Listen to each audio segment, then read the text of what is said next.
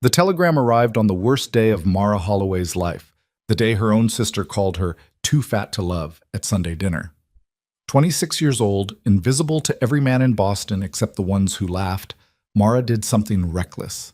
She answered a Wyoming rancher's advertisement for a wife. She expected silence.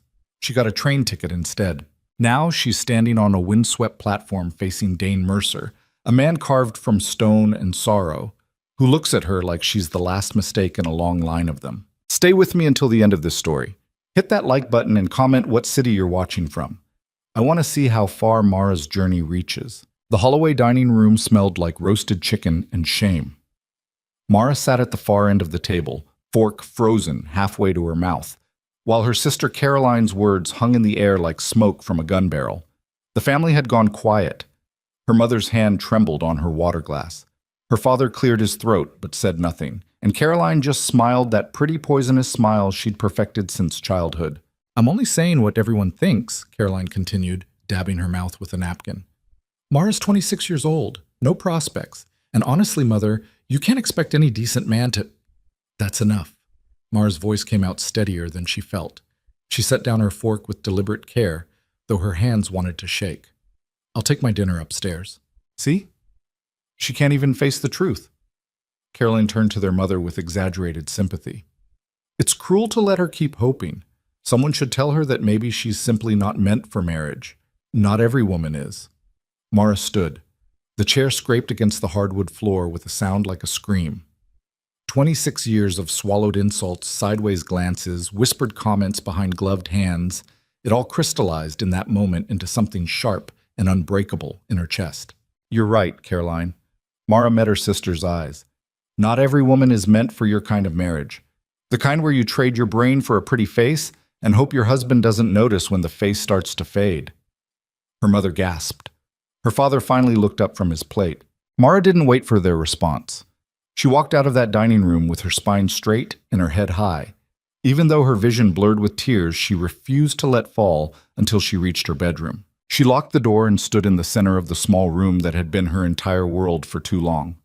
The mirror on the dresser showed her what everyone else saw: a woman too broad in the shoulders, too thick in the waist, too much of everything except the one thing that seemed to matter.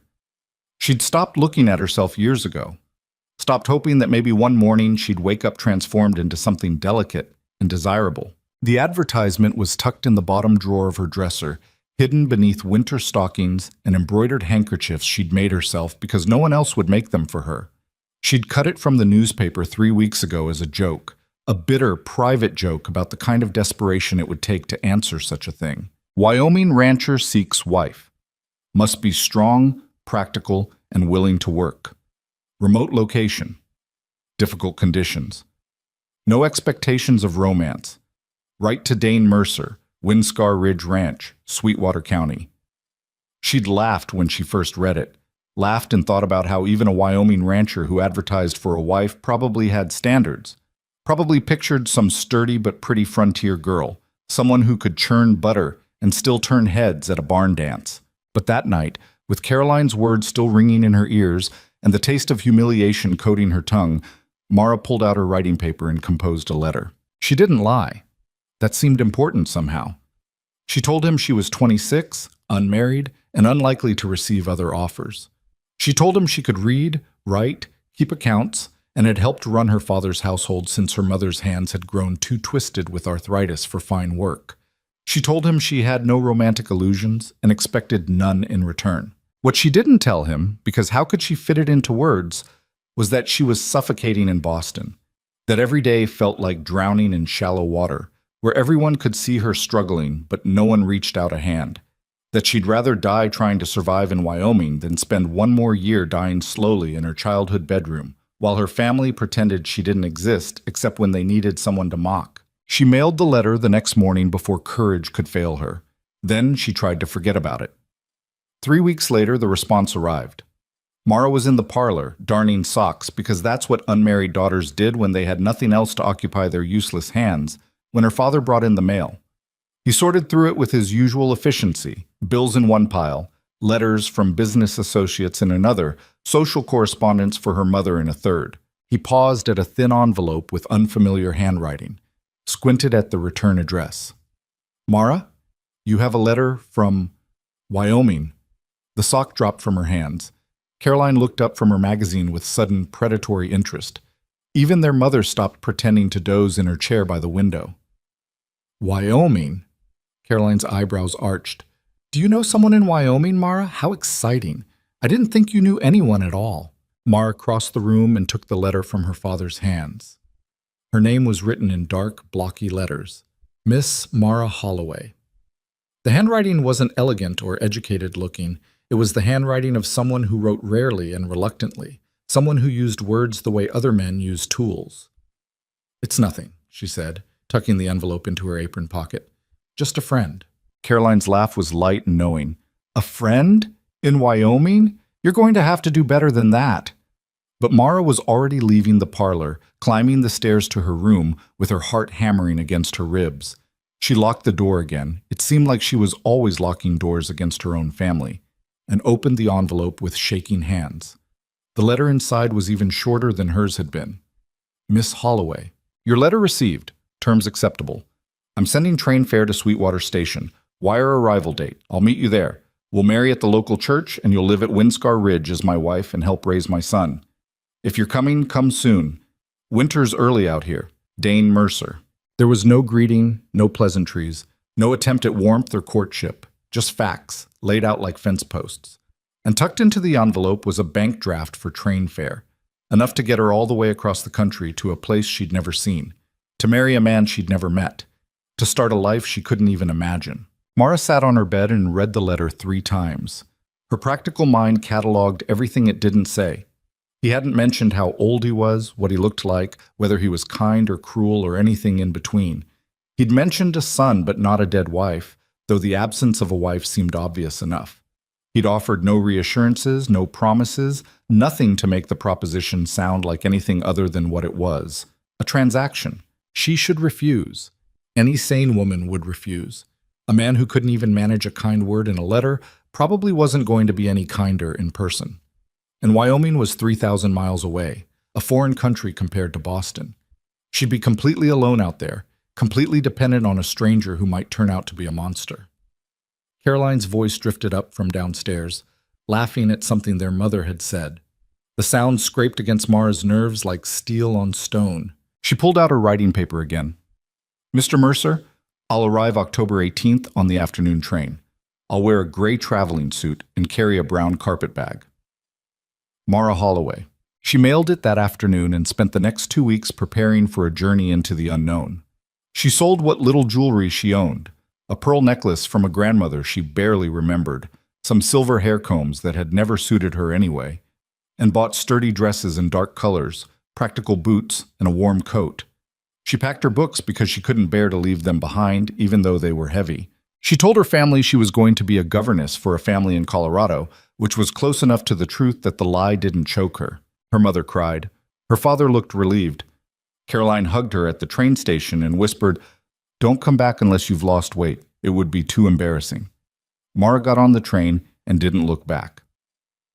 The journey west took 4 days and felt like falling through time. Each mile carried her further from everything familiar until Boston seemed like a dream she'd had once and half forgotten. The landscape changed outside the train window, cities giving way to towns, towns to settlements, settlements to endless stretches of grass and sky that made her feel both terrified and strangely free. She shared a compartment with 2 other women for part of the journey.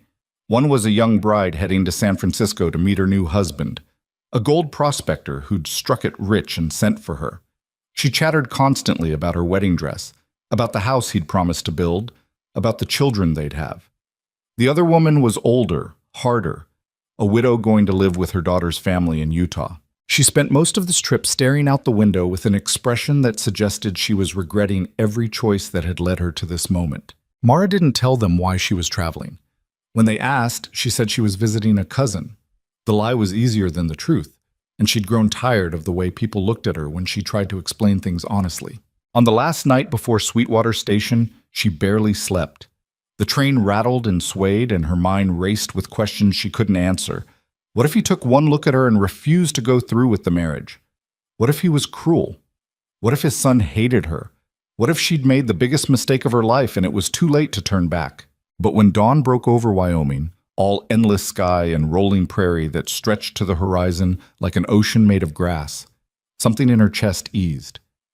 This was a place where you could disappear, where you could become someone new, where maybe, just maybe, nobody would care what you looked like as long as you could survive. The train pulled into Sweetwater Station at 3 in the afternoon. It wasn't much. A wooden platform, a small station house, and a handful of buildings clustered along a dirt main street like they were huddling together for warmth. The wind hit her the moment she stepped off the train, cold and constant, carrying the smell of sage and distance. Mara stood on the platform with her carpet bag in one hand and her courage in the other, searching the handful of people waiting there. A few families, an older couple, 2 men in cowboy hats who looked through her like she was transparent. Then she saw him. Dane Mercer stood apart from the others, leaning against a fence post like he was holding it up, instead of the other way around. Tall, taller than any man she'd ever met, with shoulders that seemed built for carrying impossible loads. He wore dark pants, a work shirt, a leather vest that had seen better years, and a hat pulled low enough that she couldn't see his eyes. His face was all hard angles and weathered skin, the kind of face that belonged on a mountain or carved from granite. There was nothing soft about him, nothing welcoming. He was looking right at her. Their eyes met across the platform, and Mara felt something drop in her stomach. Not attraction. She was too practical for that. But recognition, maybe. Or resignation. The sense that they were both standing on the edge of something they couldn't take back. She walked toward him, lifting her chin the way she always did when she expected rejection. Better to face it head on than let it sneak up from behind. He pushed off from the fence post and closed the distance between them in 3 long strides. Up close, he was even more intimidating. Not because he was trying to be. His expression was neutral, almost blank, but because he occupied space the way a storm did, like there was weather happening inside him that might break loose at any moment. Miss Holloway. His voice was rough, like he didn't use it much and wasn't quite sure how. Mr. Mercer. They stood there, 2 strangers evaluating each other in the Wyoming wind. His gaze moved over her face, down to her traveling suit, back up again. She waited for it. The disappointment, the tightening around his eyes, the slight step back that would tell her he'd changed his mind. It didn't come. Train was on time, he said finally. That's lucky. Usually runs late. I'm glad I didn't keep you waiting. Wouldn't have mattered. He reached for her carpet bag. That all you brought? I have a trunk. It should be. I'll get it. He turned toward the baggage car, then paused and looked back at her. Something flickered across his face. Not quite emotion, but the shadow of it. Preacher's waiting at the church. We'll get married now. Head back to the ranch before dark. That all right with you? Mara's heart was pounding so hard she thought he might hear it. Get married now. Right now. In the next hour, she'd be someone's wife. This man's wife. She'd wake up tomorrow in a place called Windscar Ridge, and the life she'd known would be completely, irrevocably over. That's fine, she said. He nodded once, sharp and final, and went to retrieve her trunk. Mara stood alone on the platform and watched him walk away. Her hands were trembling. She pressed them flat against her skirt and made herself breathe slowly, deliberately. She'd made her choice back in Boston when she wrote that first letter. Everything else was just following through.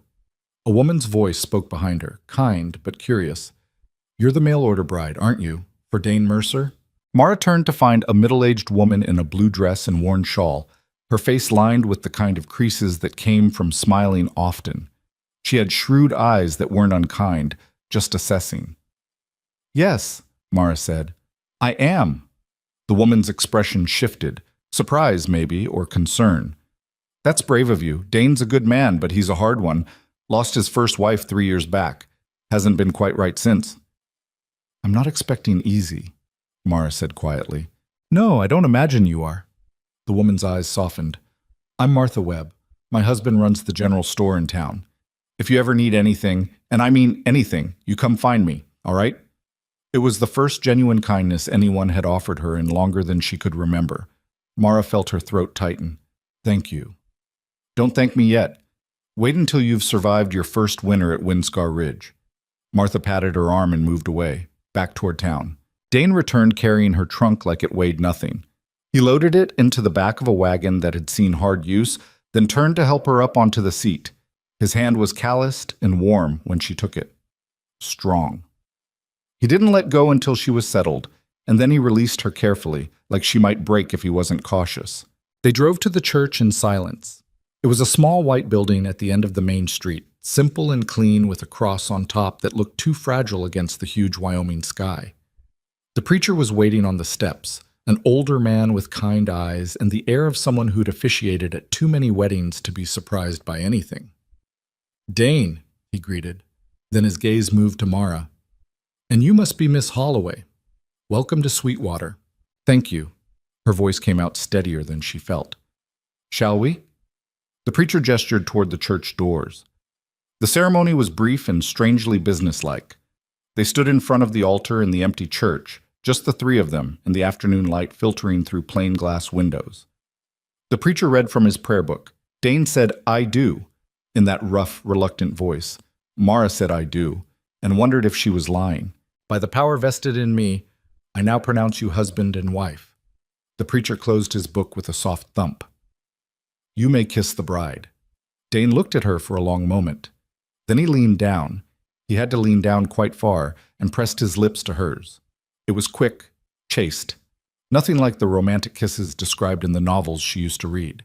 It felt like sealing a contract. When he pulled back, his expression was unreadable. "Mrs. Mercer," he said. The name sounded foreign, like it belonged to someone else. They signed the certificate. The preacher congratulated them.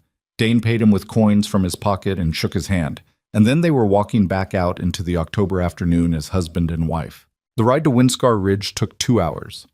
Dane drove the wagon with steady, practiced hands, and Mara sat beside him trying to think of something to say that wouldn't sound ridiculous. The silence stretched between them, like the prairie stretching in every direction, vast and impossible to cross. Finally, she tried.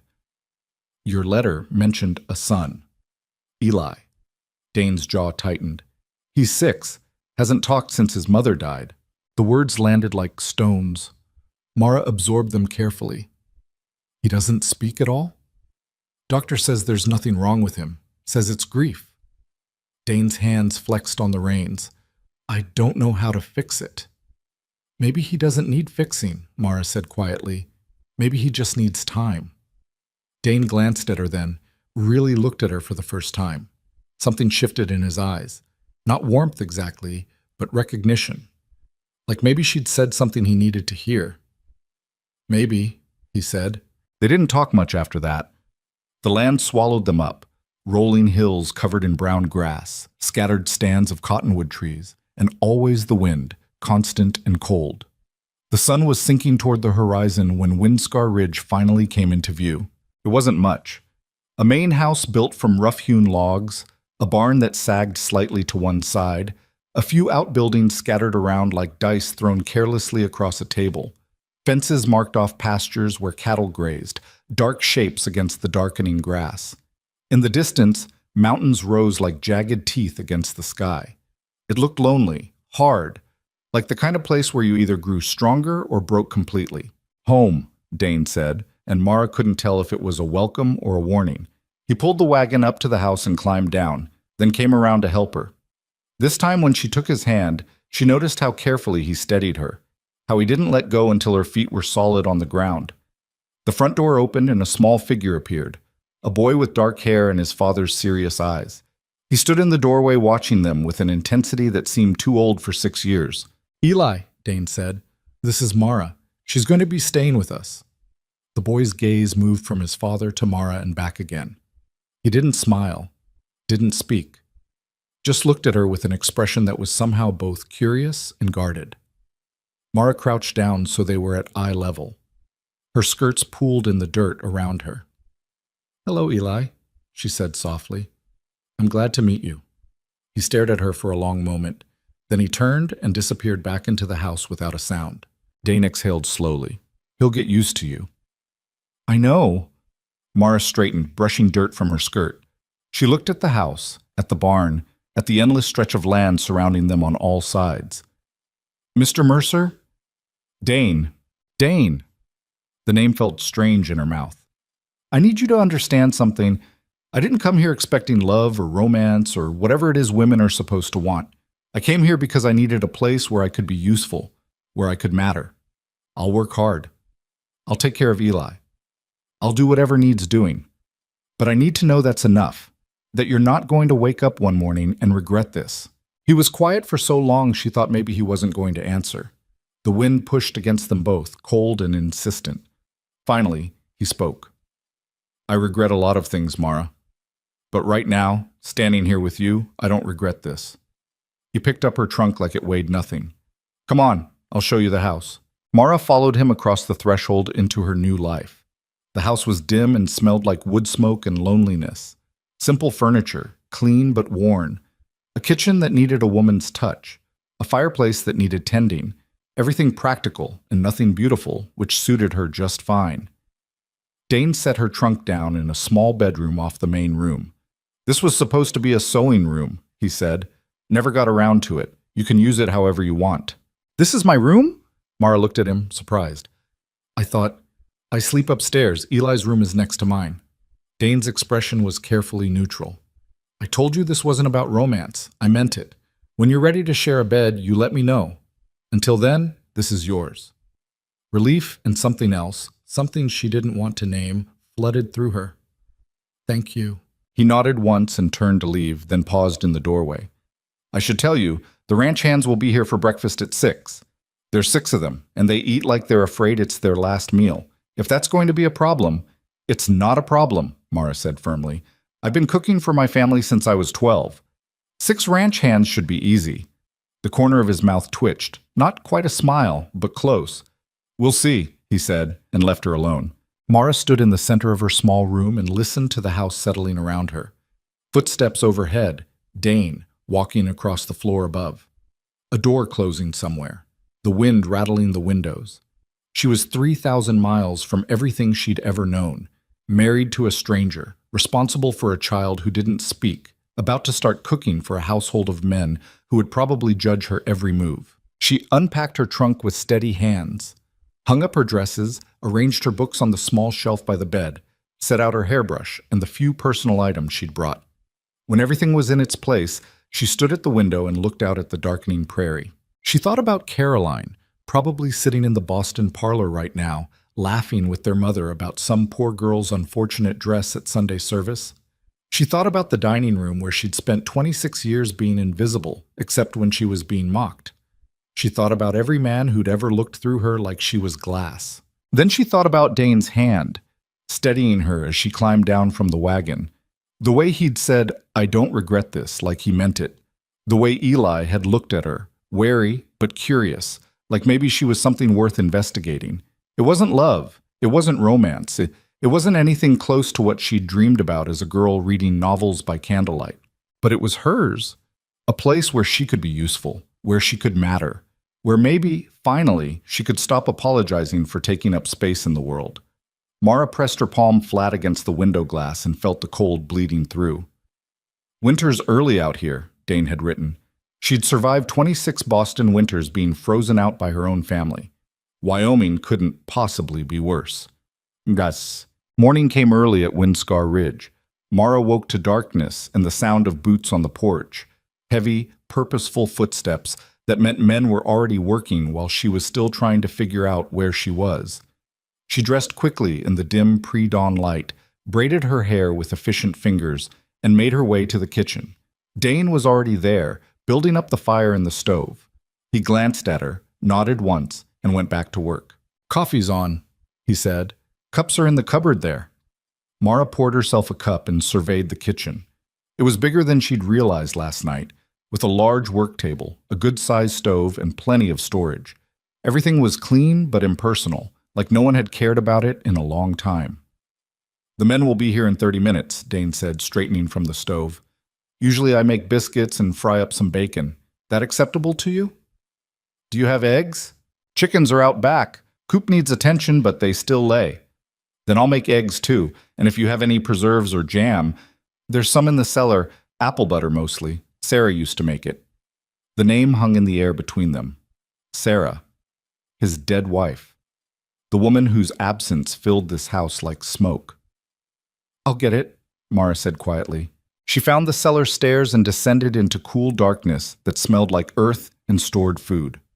Jars lined the shelves, preserves and pickles and vegetables put up by hands that no longer existed. She took the apple butter and climbed back up into the kitchen, where Dane was slicing bacon with methodical precision. They worked in silence. Mara mixed biscuit dough while Dane got the bacon started, and she was surprised by how easily they moved around each other in the small space. He seemed to know instinctively when to step aside, when to reach past her for something, like they'd been doing this dance for years instead of hours. The biscuits went into the oven. The bacon sizzled. Mara cracked eggs into a bowl and whisked them with a fork, then poured them into a heated pan with butter.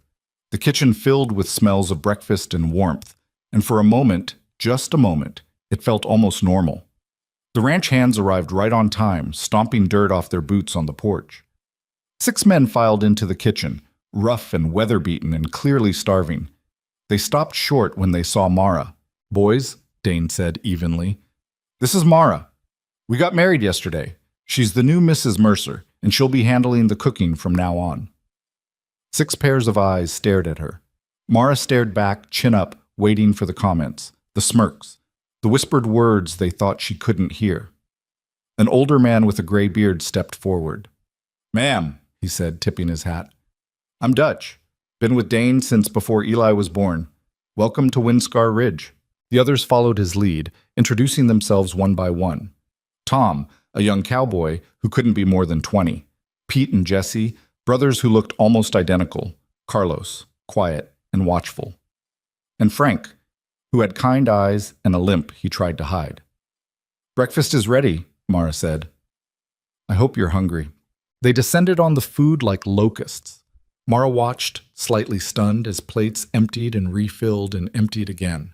She'd made what she thought was too much, but within 20 minutes, everything was gone except for 3 biscuits and a small pile of eggs.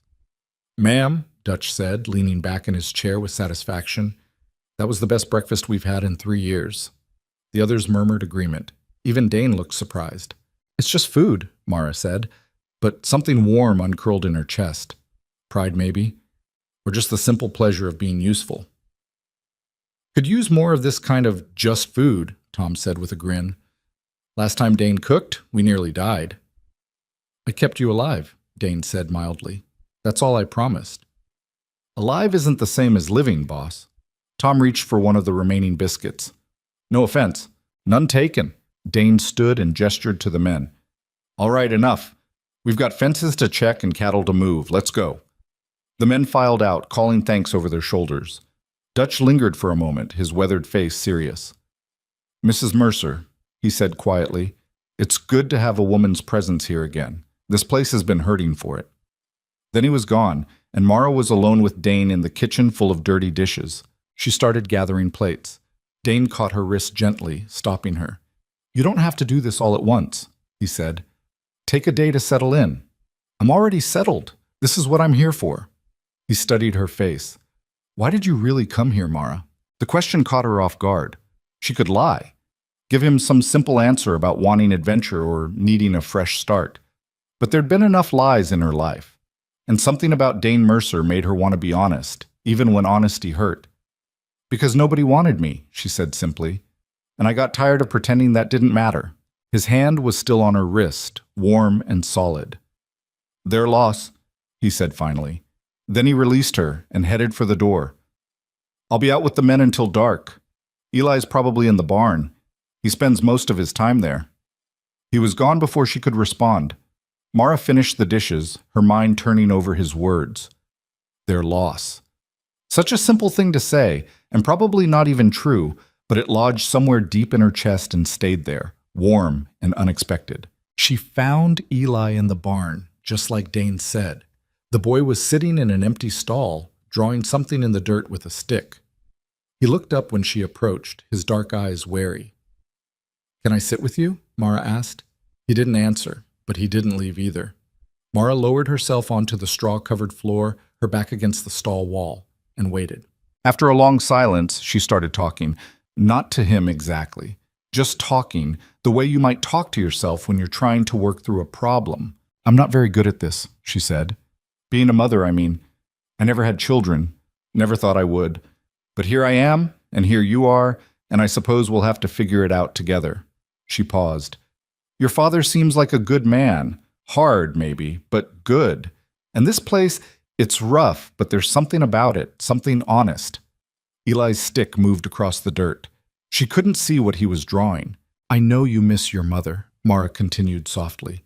"I'm not trying to replace her. I couldn't even if I wanted to. But I'm here now, and I'm going to take care of you the best I can, even if you never talk to me, even if you hate me. That's just how it is." The stick stopped moving. Eli looked at her directly for the first time, and Mara saw something in his expression that made her chest ache. Not hatred, not even resentment, just bone-deep loneliness that mirrored her own. She stayed with him until the light changed, and when she finally stood to go start lunch, she noticed what he'd been drawing in the dirt. A house. Not the house they lived in now, but something different, bigger, with windows that looked like eyes and a door that looked like a smile. Mara looked at the drawing for a long time. Then she looked at Eli. "That's beautiful," she said. "Is that what you want? A house like that?" He nodded once, barely perceptible. "Then we'll build it," Mara said. "Maybe not today, maybe not this year. But someday, we'll build you that house." Eli stared at her like she'd just promised him the moon. Then he picked up his stick and went back to drawing. Mara walked back to the house with the Wyoming wind pushing at her back and the weight of a promise she had no idea how to keep settling on her shoulders. She'd made a lot of impossible promises in her life. This one, at least, felt worth keeping. The first month at Windscar Ridge passed in a blur of work that never seemed to end. Mara woke before dawn and fell into bed after dark, her hands raw from scrubbing and her back aching from hauling water and wood. She cooked 3 meals a day for 8 people, mended clothes that had been neglected for years, cleaned rooms that had accumulated 3 years of dust and grief, and tried to coax a silent 6-year-old into some semblance of childhood. Nobody thanked her. Nobody seemed to notice the curtains she'd washed and rehung, or the way the kitchen floor no longer stuck to your boots, or how the bread at dinner was actually soft instead of rock hard. The men ate and left. Dane worked from dawn to dusk and came home too exhausted for conversation.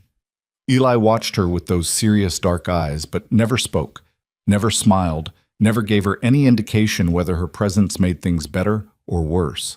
Some nights, alone in her small room with the wind howling outside, Mara wondered if she'd traded one form of invisibility for another. At least in Boston, she'd been ignored in comfort. Here, she was ignored while her body broke down piece by piece. But she didn't complain. Complaining would mean admitting she'd made a mistake, and Mara Holloway, Mara Mercer now, didn't make mistakes. She just made choices and lived with them. It was early November when everything shifted. She was in the kitchen, elbow deep in bread dough, when she heard raised voices outside. Not quite shouting, but close. She wiped her hands on her apron and went to the window. 3 of the ranch hands, Tom, Pete, and Carlos, were standing near the barn in what looked like a serious argument. Tom's face was red, his hands gesturing wildly. Pete had his arms crossed, his jaw set.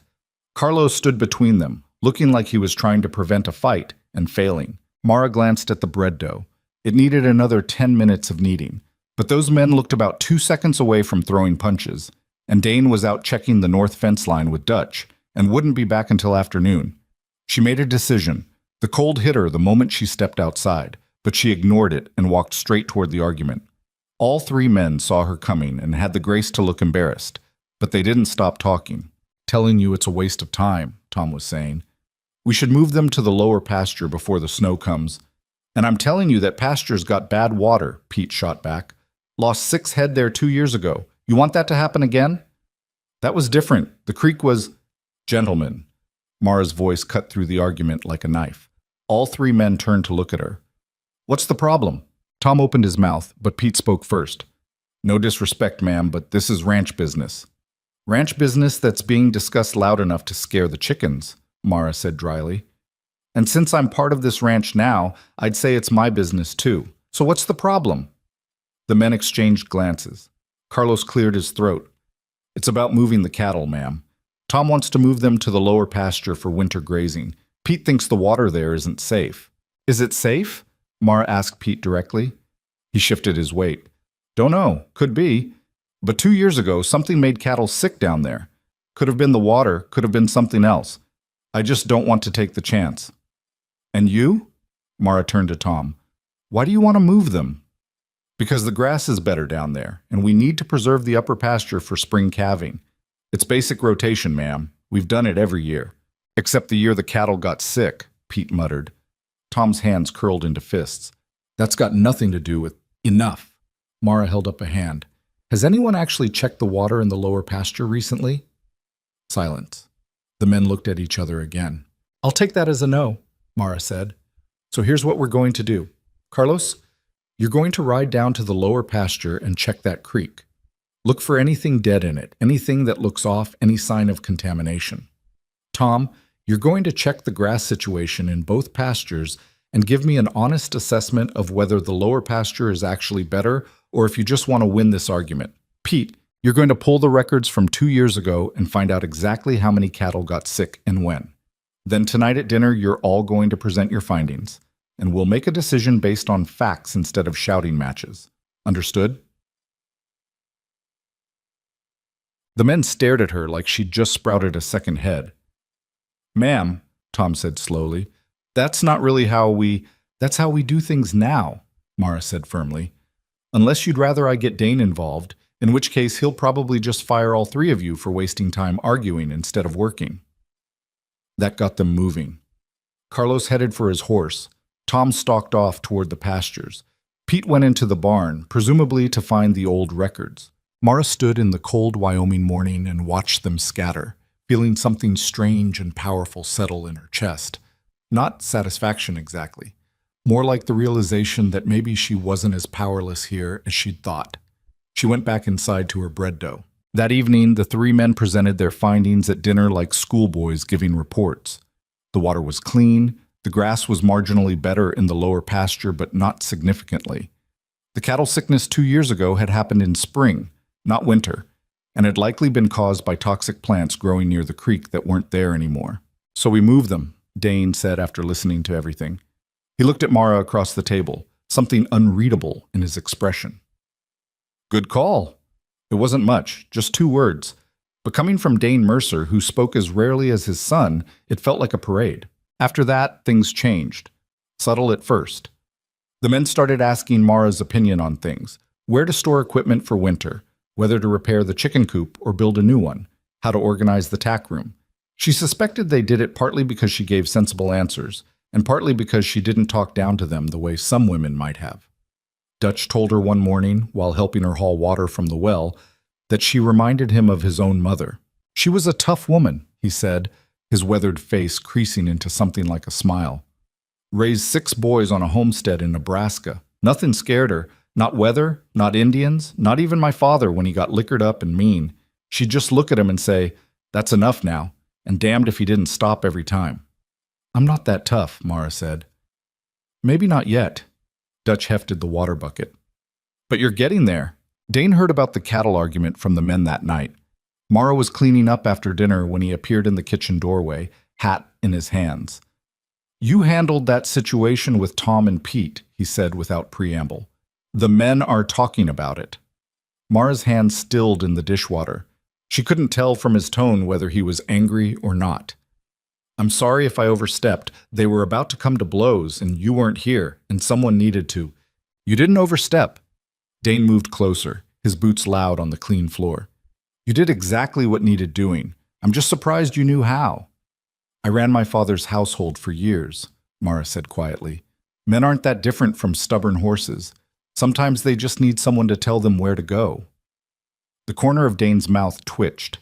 It wasn't quite a smile, but it was close enough to make Mara's breath catch. That's one way to put it. They stood there in the kitchen, the silence between them less empty than usual. Mara could hear the wind outside, the crackling of the fire in the next room, her own heartbeat loud in her ears. You're good at this, Dane said finally. Running things. Managing people. I didn't expect that. What did you expect? I don't know. He turned his hat in his hands, studying it like it held answers. Someone quiet. Someone who'd stay out of the way. Someone who needed taking care of instead of someone who'd take care of everything else. Disappointed? The word came out sharper than she intended. No. He looked up and his eyes were serious. Opposite of disappointed. I just wish I'd found you 3 years ago. Sarah hated it here. She tried, but she hated every minute of it. The isolation, the work, the cold. I always thought if I could just make it easier for her somehow. He trailed off, jaw tightening. Mara dried her hands on a towel, choosing her words carefully. I'm not Sarah. I know, and I don't hate it here. She met his eyes. It's hard, and I'm tired all the time, and sometimes I think my hands are going to fall off from all the work. But I don't hate it. This place makes sense to me. The rules are simple. Work hard, survive, don't complain. That I can do. Yeah, Dane said softly. I'm starting to see that. He left her alone in the kitchen, but something had shifted between them. Some wall had developed a crack. Winter came to Windscar Ridge like a siege. The first real snow hit in late November, turning the world white and silent and impossible. Mara woke up one morning to find frost patterns on the inside of her bedroom window and her breath visible in the air. The temperature had dropped so far overnight that the water in the washing basin had frozen solid. She dressed in every layer she owned and made her way to the kitchen, where Dane was already building up the fire. Going to be a bad one, he said without turning around. Temperature's still dropping. How bad? Bad enough that we're bringing the men into the house. They can't stay in the bunkhouse in this. They'll freeze. Mara looked around the small main room. Where will they sleep? Anywhere there's floor space. We'll make it work. By mid-morning, all 6 ranch hands had moved into the house with their bedrolls and personal belongings. The main room transformed into a crowded, chaotic space filled with the smell of wet wool and male bodies and horses. Privacy became a memory. Personal space ceased to exist. But nobody complained. When you were fighting to survive a Wyoming winter, you didn't worry about comfort. The storm lasted 3 days. 3 days of being trapped inside with 8 men and 1 silent boy, all of them restless and bored and getting on each other's nerves. The wind screamed outside like something alive and angry. Snow piled up against the windows until the house felt like a cave. Mara cooked until she thought she might collapse from exhaustion. Breakfast, lunch, dinner, and endless pots of coffee to keep everyone warm and occupied. She mediated arguments, broke up card games that were getting too intense, and once physically stepped between Dutch and Frank when a disagreement about politics nearly turned violent. Outside, she'd said firmly, pointing at the door. Both of you. You want to fight, freeze to death doing it, but you're not tearing up my kitchen. They'd looked at her, looked at each other, and sat back down sheepishly. On the 3rd night, with everyone packed into the main room and the fire burning low, Tom pulled out a harmonica and started playing. It was a mournful sound, lonely and beautiful, like the wind made music. One by one, the other men joined in, not with instruments, but with their voices. Rough, untrained voices singing songs about home and loss, and the kind of loneliness that only existed in places like this. Mara sat in a rocking chair near the fire with a basket of mending in her lap, listening. Eli was curled up at her feet, as close as he ever got to anyone, his small body warm against her leg. Dane stood near the window, looking out at the wall of white, his face unreadable. Dutch started singing a ballad about a woman who'd waited 20 years for a man who never came home. His voice cracked on the high notes, but nobody laughed. When he finished, the room was quiet except for the wind.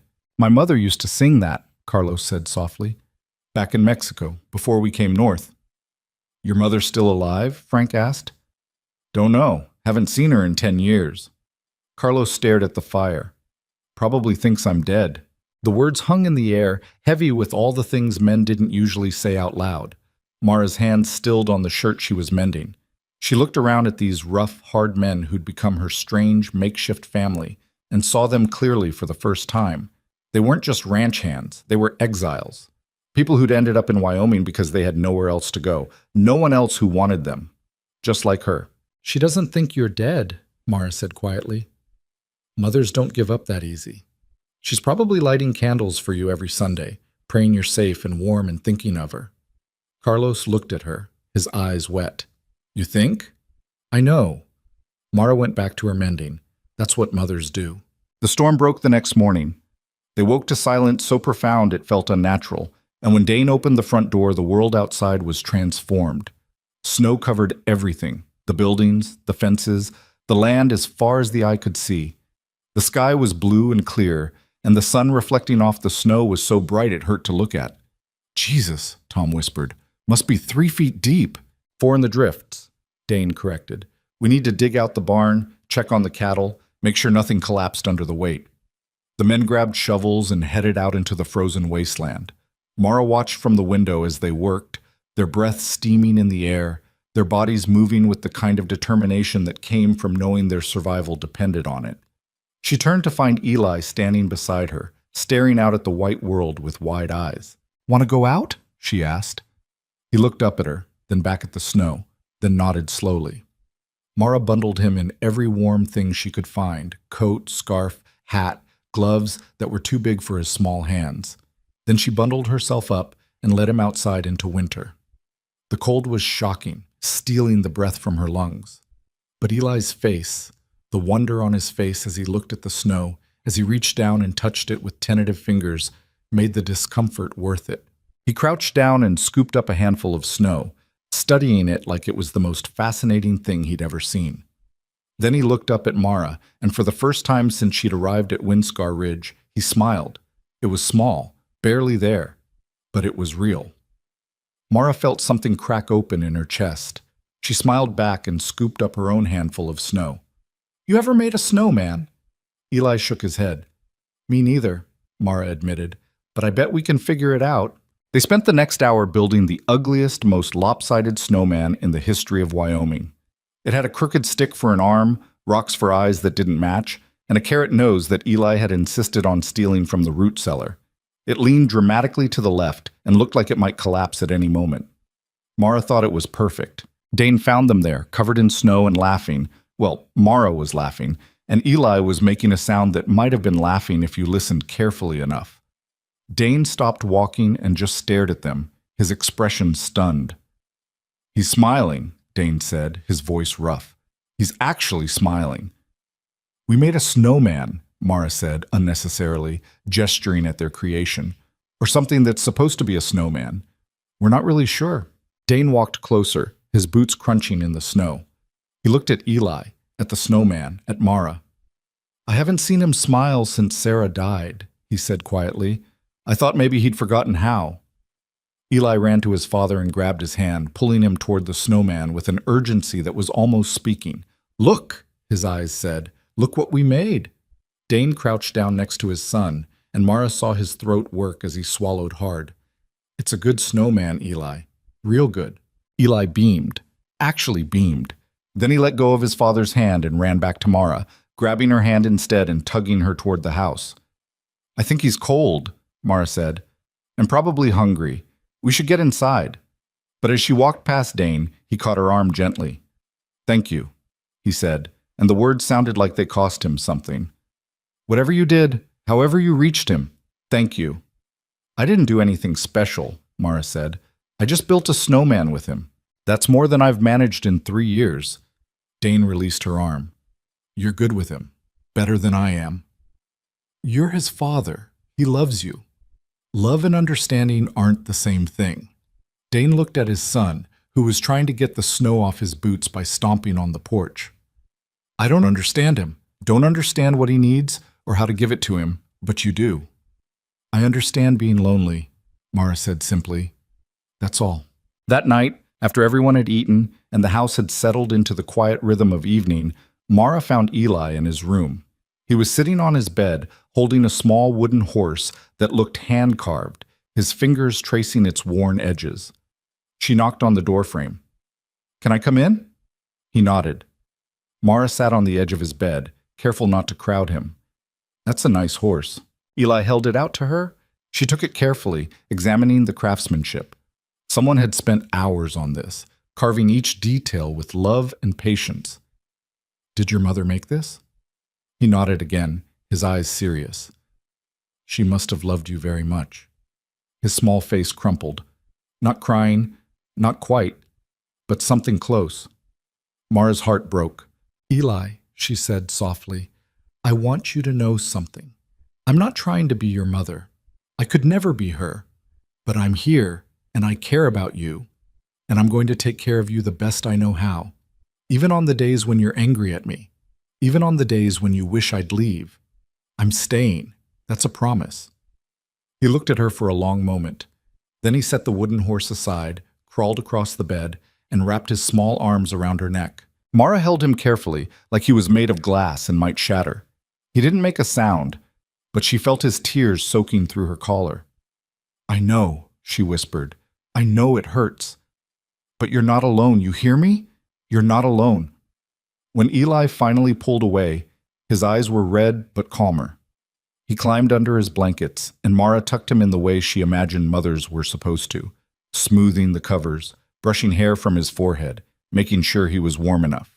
"Good night," she said. As she reached the door, Eli's voice stopped her. "Night." It was barely a whisper.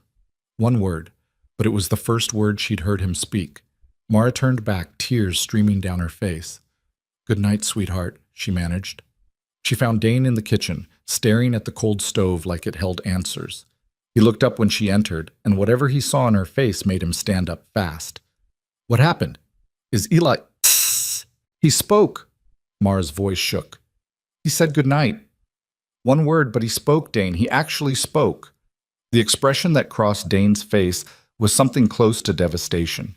He sat down heavily in a chair, his head in his hands.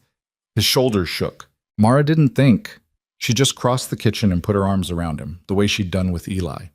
Dane stiffened at first, then he turned and buried his face against her shoulder, and she realized he was crying.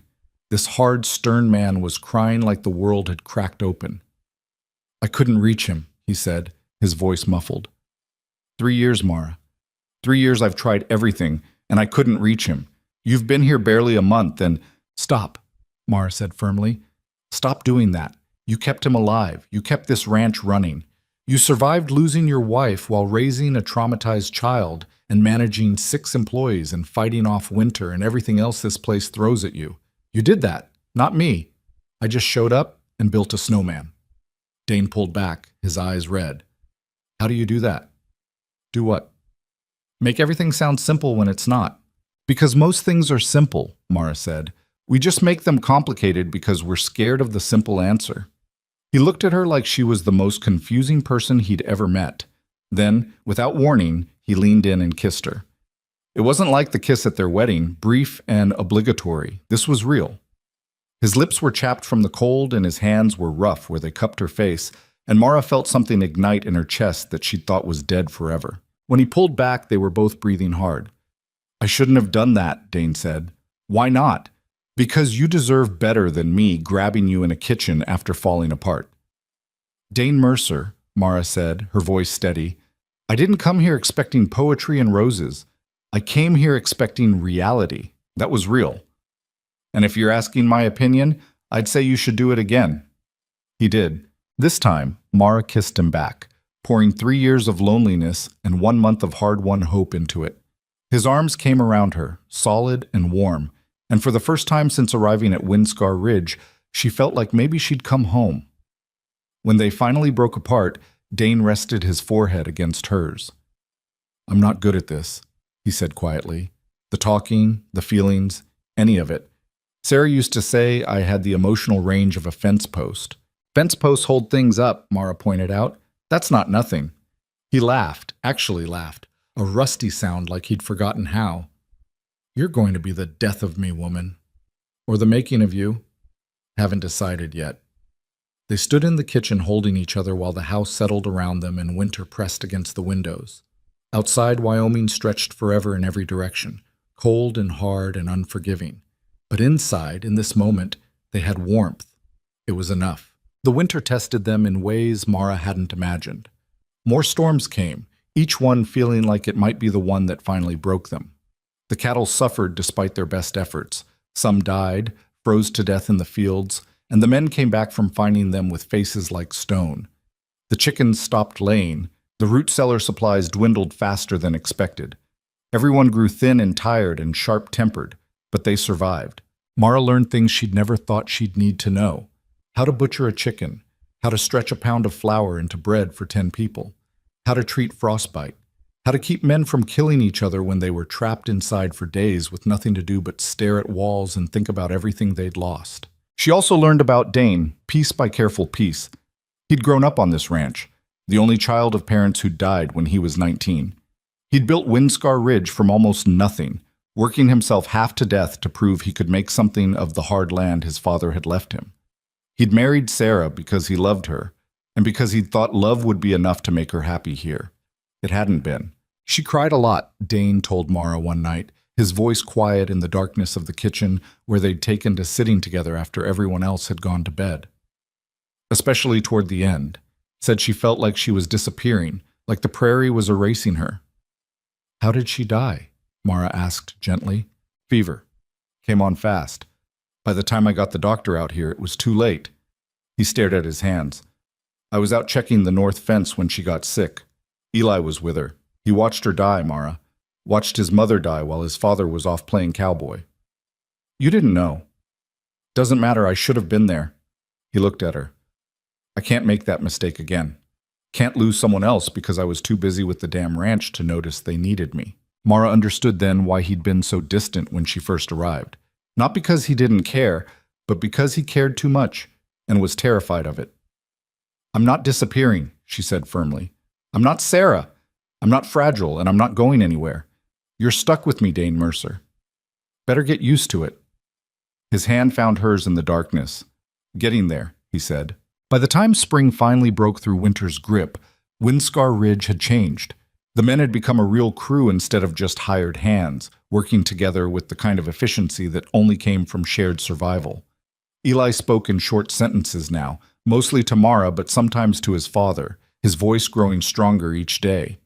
And Dane smiled occasionally, real smiles that reached his eyes, and made him look 10 years younger. But change brought its own problems. The spring thaw revealed damage from the winter, fences down, buildings that needed repair, pastures that would need work before they could support the herd. And money was tight, tighter than Mara had realized. She'd been going through the ranch accounts, trying to organize the chaotic records Dane had been keeping, and what she found made her stomach sink. They were barely breaking even. One bad season would ruin them. She waited until after dinner to bring it up, when the men had gone to the bunkhouse and Eli was in bed. Dane was at the kitchen table, working on saddle repair, when she sat down across from him.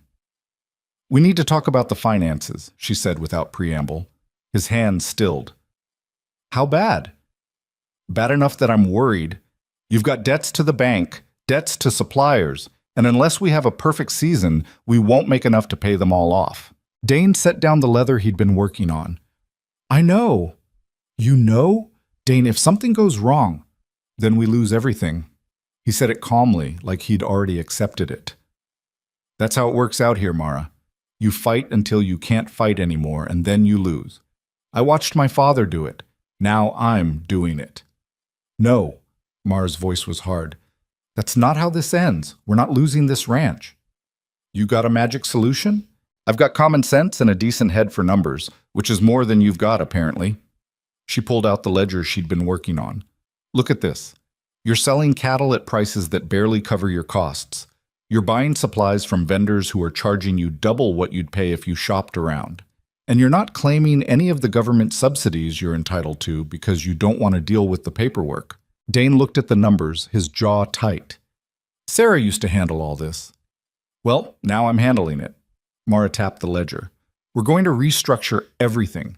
Find better buyers, better suppliers, and file for every subsidy and tax break we can get. It'll take work, but it's doable. You think you can save this place? I think we can save it together. She met his eyes. But I need you to trust me. He was quiet for a long moment. Then he reached across the table and took her hand. I trust you, he said simply. It was the most important thing he'd ever said to her. They worked late into the night, making plans and lists and calculations. By the time they finally went to bed, still in separate rooms, though Mara suspected that wouldn't last much longer, they had the outline of a strategy that might actually work. Mara lay in her small room, exhausted and hopeful in equal measure. Outside, spring was happening. The land was waking up. And for the first time since arriving at Windscar Ridge, she believed they might actually survive what came next.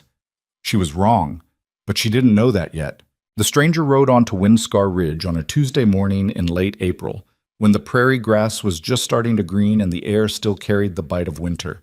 Mara was hanging laundry on the line behind the house when she saw him. A heavy-set man on a bay horse, dressed too fine for ranch work, picking his way up the road like he owned it. She didn't like him immediately. Something about the way he sat in that saddle, all false confidence and barely concealed contempt for everything around him, set her teeth on edge.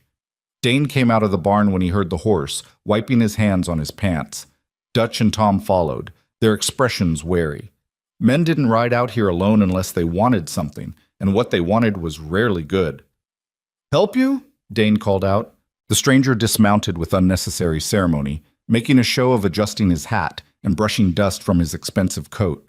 Up close, Mara could see he was older than she'd first thought, maybe 50, with soft hands and cold eyes that cataloged everything they touched.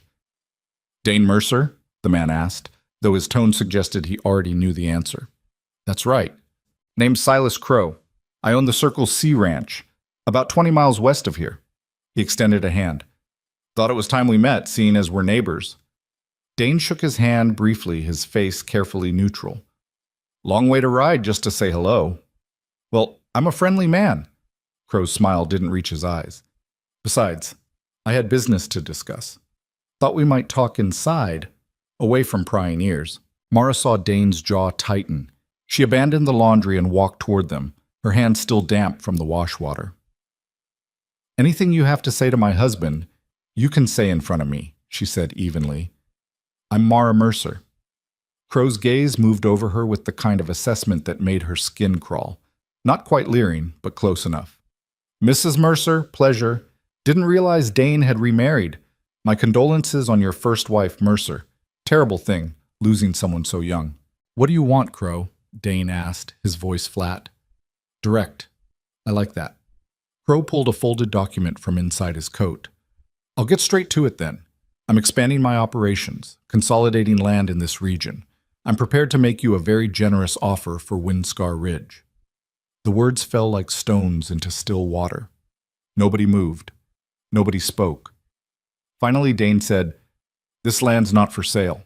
Everything's for sale at the right price." Crow unfolded the document.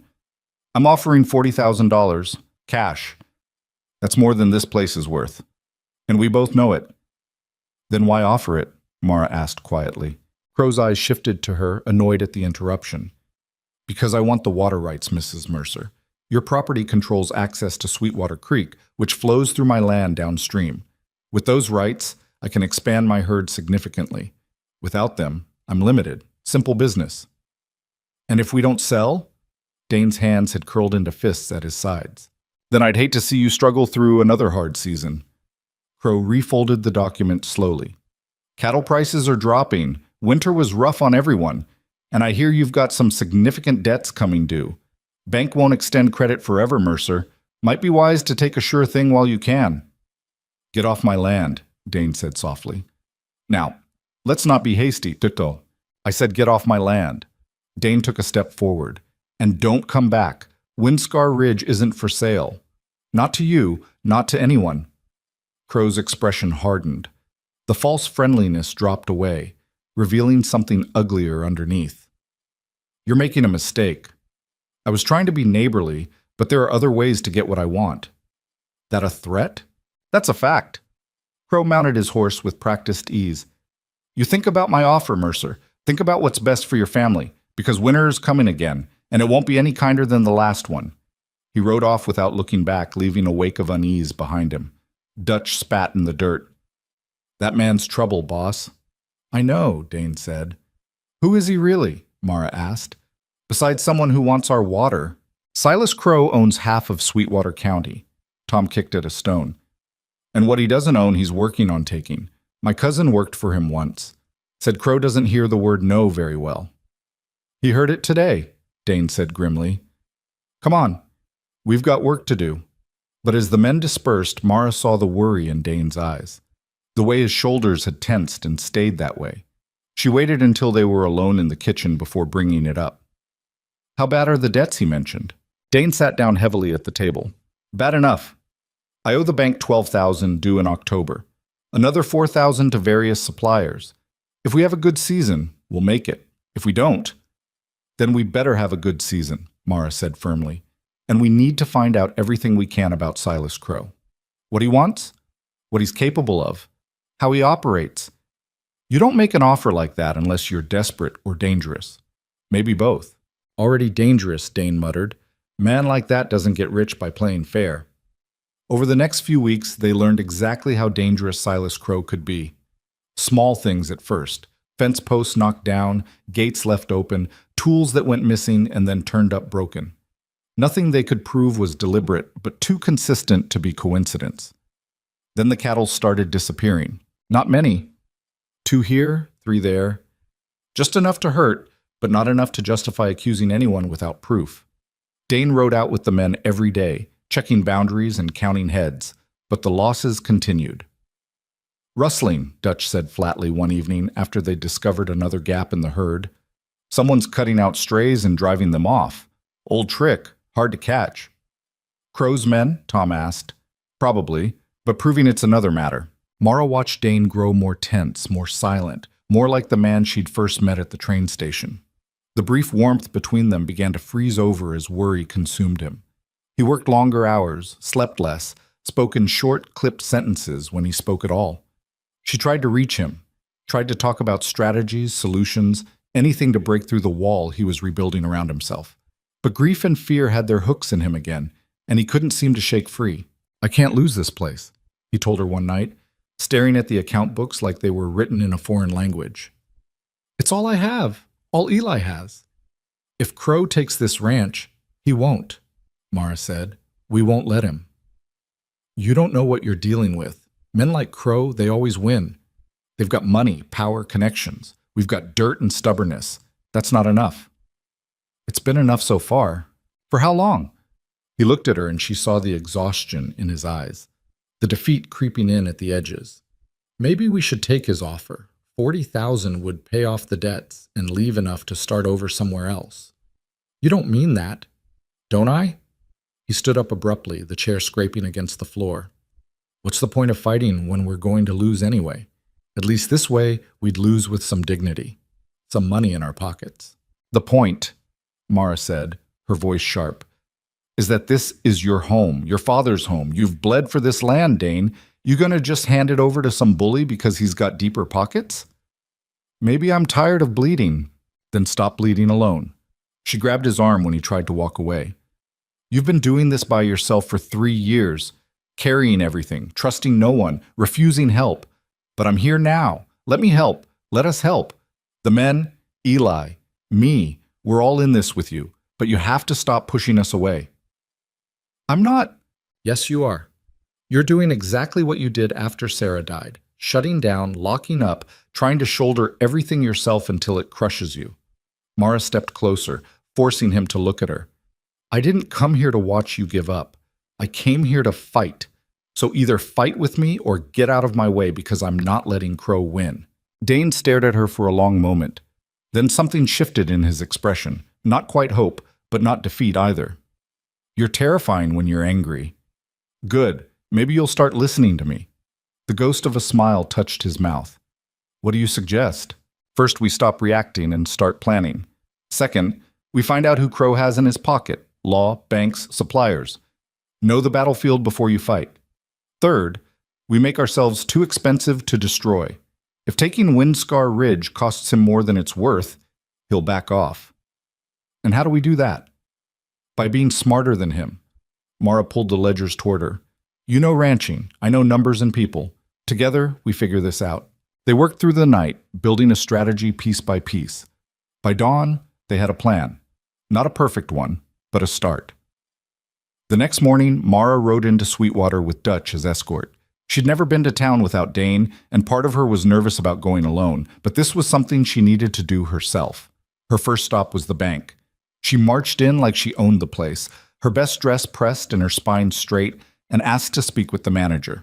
He kept her waiting 20 minutes before finally seeing her, a calculated insult that Mara noted and filed away. The manager was a thin man with nervous hands and the look of someone who'd been pressured by bigger fish than him. Mrs. Mercer, he said without warmth, what can I do for you? I want to review the terms of my husband's loan. The loan is quite straightforward. $12,000 due in October, with interest at— I can read, Mara interrupted. I want to know if there are any clauses or penalties we should be aware of, any early payment discounts, any options for refinancing. The manager blinked. I don't believe that's been discussed. Then let's discuss it now. Mara leaned forward. We're prepared to make a partial payment today, $500, and we'd like to negotiate better terms for the remainder. 500. The manager's expression shifted, surprise flickering across his face. That's unexpected. However, I'm not sure I have the authority to— Then find someone who does. Mara kept her voice pleasant but firm. Because if we can't work something out here, we'll need to explore other options. I understand there's a new bank opening in Rock Springs. They might be interested in our business. It was a bluff. There was no new bank, and even if there was, they didn't have time to move their loans. But the manager didn't know that. He cleared his throat. Let me see what I can arrange. Perhaps if you could come back this afternoon. I'll wait. She did wait. 2 hours sitting in an uncomfortable chair while the manager scurried around, making her wait longer out of spite. But when he finally returned, he had papers for her to sign. New terms, slightly better interest rate, and an acknowledgement of the partial payment. Mara signed and walked out of that bank feeling like she'd won a battle. Small victory, but real.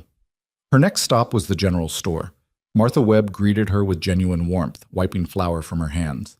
Mara, good to see you. How's life at the ranch? Complicated, Mara admitted. Martha, I need to ask you something. What do you know about Silas Crow? Martha's expression darkened. More than I'd like. Why? He been bothering you? He made an offer on our land. Dane refused. Now things are happening, cattle going missing, equipment breaking. Nothing we can prove, but it's Crow. Martha sighed. That man's a cancer on this county. He's squeezed out 3 ranches in the last 5 years. Makes an offer, you refuse, then suddenly your luck turns bad. Accidents happen. Loans get called in early. Supplies get delayed. By the time you realize what's happening, you're drowning, and he's the only one offering a life preserver. Has anyone fought back? Tom Hendricks tried. Stubborn old bastard refused to sell. His barn burned down 2 weeks later, lost all his winter feed, half his equipment. He sold to Crow a month after that. Martha lowered her voice. Nobody could prove anything, but everybody knew. Mara felt cold settle in her stomach. The law do anything? Sheriff's in Crow's pocket. Has been for years. Martha squeezed Mara's hand. I'm not trying to scare you, just want you to know what you're up against. If you're going to fight Crow, you need to be smart and you need to be careful. I plan to be both. On the ride back to the ranch, Mara's mind raced. Crow had the sheriff, the bank probably, and half the county too scared to stand against him. They were alone in this fight, and the odds were stacked higher than she'd realized. But she'd been fighting against odds her entire life. Being underestimated was something she knew how to use. When she got home, she found Dane and the men gathered in the barn, their faces grim. Her stomach dropped. What happened? North fence, Dutch said, torn down completely. About 20 head wandered off. We've been tracking them all afternoon, but the trail goes cold at Crow's property line. He took them onto his land, Tom said, his young face flushed with anger. Probably mixed them with his herd already. We'll never prove which ones are ours. Mara looked at Dane. His jaw was clenched so tight she thought it might break. We're riding over there, he said quietly. All of us. We're getting our cattle back. That's exactly what he wants, Mara said quickly. He's baiting you. You ride onto his property looking for a fight. He's got every right to defend his land. His men outnumber you. The sheriff will take his side. You'll end up in jail or worse, and Crow still gets the ranch. So we do nothing? Let him steal from us? We do something smart. Mara's mind was already working through possibilities. We document everything. Every missing cow, every damaged fence, every suspicious incident. We build a case, and then we take it to someone who can actually do something about it. The sheriff won't help, Frank said. Everyone knows he's bought. Then we go over his head, federal land office, territorial governor, someone. Mara looked at each of them. I know it's not satisfying. I know you want to ride over there and take what's yours. But that's how Crow wins, by making you react instead of think. Dane was quiet for a long moment. Then he turned to the men. She's right. We do this smart. Dutch, you and Tom start documenting everything. Dates, times, damages. Frank, Pete, Jesse, keep close watch on the herd, double the patrols. Carlos, you're good with tracking. See if you can find proof of where our cattle went. I want evidence, not assumptions. The men dispersed slowly, frustration evident in their movements. When they were alone, Dane pulled Mara aside. I hate this, he said, sitting back while he picks us apart. I know, but we're not sitting back. We're playing a different game. She touched his face gently. Trust me, please. He leaned into her hand, his eyes closing briefly. I'm trying. That night, after dinner, Mara sat down with Eli to help him with his reading. He was doing better with words now, speaking more each day, though he still went quiet when emotions ran too high. She'd been working with him on his letters, using an old primer she'd found in the house. Sound it out, she encouraged as he struggled with a particularly long word. Beautiful, Eli said slowly. Beautiful. Good. What does it mean? Eli thought for a moment. Mama, he said quietly.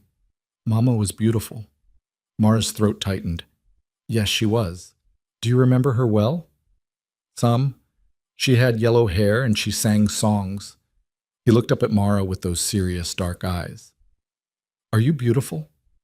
The question caught her completely off guard. She'd spent her whole life being told she wasn't, so directly that it never occurred to her someone might think differently. I don't know, she said honestly. I don't think so. But that's okay. There are more important things than being beautiful. Like what? Like being brave, being kind, being someone people can count on. She smoothed his dark hair. Your mama was all those things too, not just beautiful. And you're going to be like her, strong and good and true. And like Papa, Eli added. Yes, like your papa too. Eli went back to his book, satisfied. But the question stayed with Mara long after she'd tucked him into bed. She stood in front of the small mirror in her room and looked at herself honestly for the first time in months. She'd changed. The soft roundness was still there. She'd never be delicate, but there was something different in her face. Something harder, more certain. The woman looking back at her had survived a Wyoming winter, had earned the respect of rough men, had become a mother to a broken child and a partner to a damaged man. Maybe that was beautiful. Or maybe it didn't matter either way. She was still staring at her reflection when Dane knocked on her door frame. She turned to find him standing there, uncertain. Can I come in? Of course. He entered her small room, too big for the space, making everything feel smaller. I wanted to thank you. For today. For the bank. For stopping me from doing something stupid with Crow. For all of it. You don't need to thank me. We're partners. Are we? He moved closer. Because sometimes I feel like you're carrying me instead of the other way around.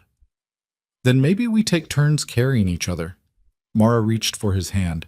That's what partners do. He pulled her closer, his arms coming around her carefully, like he was still learning how to hold someone without breaking them. Mara leaned into his chest, feeling his heartbeat steady and strong. I'm scared, he admitted quietly. Scared of losing this place. Scared of failing Eli. Scared of not being enough for you. Dane. Let me finish. He pulled back to look at her. You came here expecting nothing, asking for nothing. Just a place to be useful. But you've become everything. The ranch runs better, Eli's talking again. The men actually respect someone, and I... He stopped, struggling with words. I love you. I don't know when it happened or how, but I do. And that scares me most of all because I can't lose you the way I lost Sarah. I couldn't survive it. Mara felt tears burning behind her eyes. You're not going to lose me. You can't promise that. Yes, I can. Because I'm not Sarah, and I'm not leaving, and I'm not dying on you. I'm too stubborn for any of that. She grabbed the front of his shirt. And I love you too, you impossible, difficult, wonderful man. So we're stuck with each other.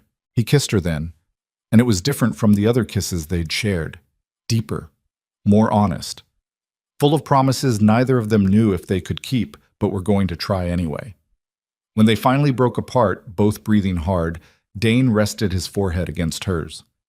Stay with me tonight, he said. Not for... just stay. I don't want to be alone. All right.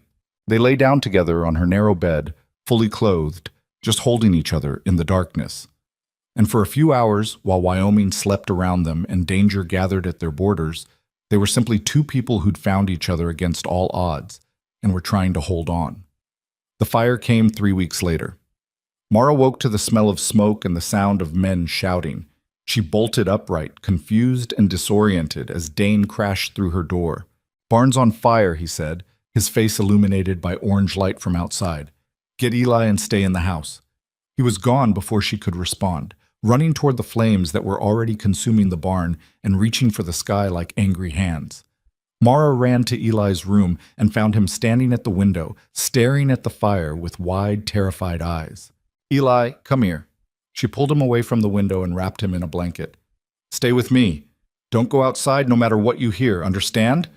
He nodded, trembling. Outside, chaos reigned. The men were hauling water from the well, forming a bucket line that looked pathetically inadequate against the roaring flames. Dane was trying to get the horses out of the barn, his figure visible as a dark silhouette against the orange inferno. Mara held Eli tight and watched their world burn. The barn, all their equipment, winter feed they couldn't afford to replace. Everything was going up in smoke. And she knew, with sick certainty, exactly who was responsible. By dawn, the fire had burned itself out, leaving a smoking ruin where the barn had stood. The men stood around it, exhausted and covered in soot, staring at the destruction with numb faces. They'd saved the horses, and that was all. Everything else was gone. Dane stood apart from the others, looking at the wreckage with an expression that broke Mara's heart. Defeat. Pure, absolute defeat. She walked to him slowly, Eli's hand tight in hers. "We're finished," Dane said flatly. "Without that barn, without the equipment, without winter feed, we can't run cattle through another season. Crow wins." "No," Mara said. "He doesn't. Look around, Mara.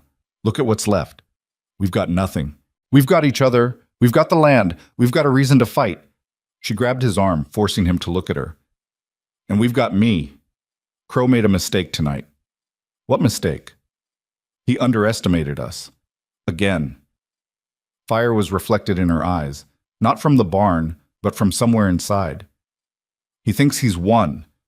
Thinks we'll fold now. But I'm not folding. Are you? Dane looked at her for a long moment, at her soot-stained dress and her fierce expression and the way she stood like she was ready to fight the whole world. Something shifted in his face. "No," he said. "I'm not folding." "Good." Mara looked at the smoking ruins of the barn, then back at her husband. "Because Silas Crow just declared war, and he has no idea who he's fighting." The morning after the fire, Mara stood in the ruins of the barn and made an inventory of what remained. Not much. Charred beams, twisted metal that had once been tools, and ash. Endless ash that the wind scattered across the ranch like dirty snow. Dutch approached carefully, his weathered face gray with exhaustion.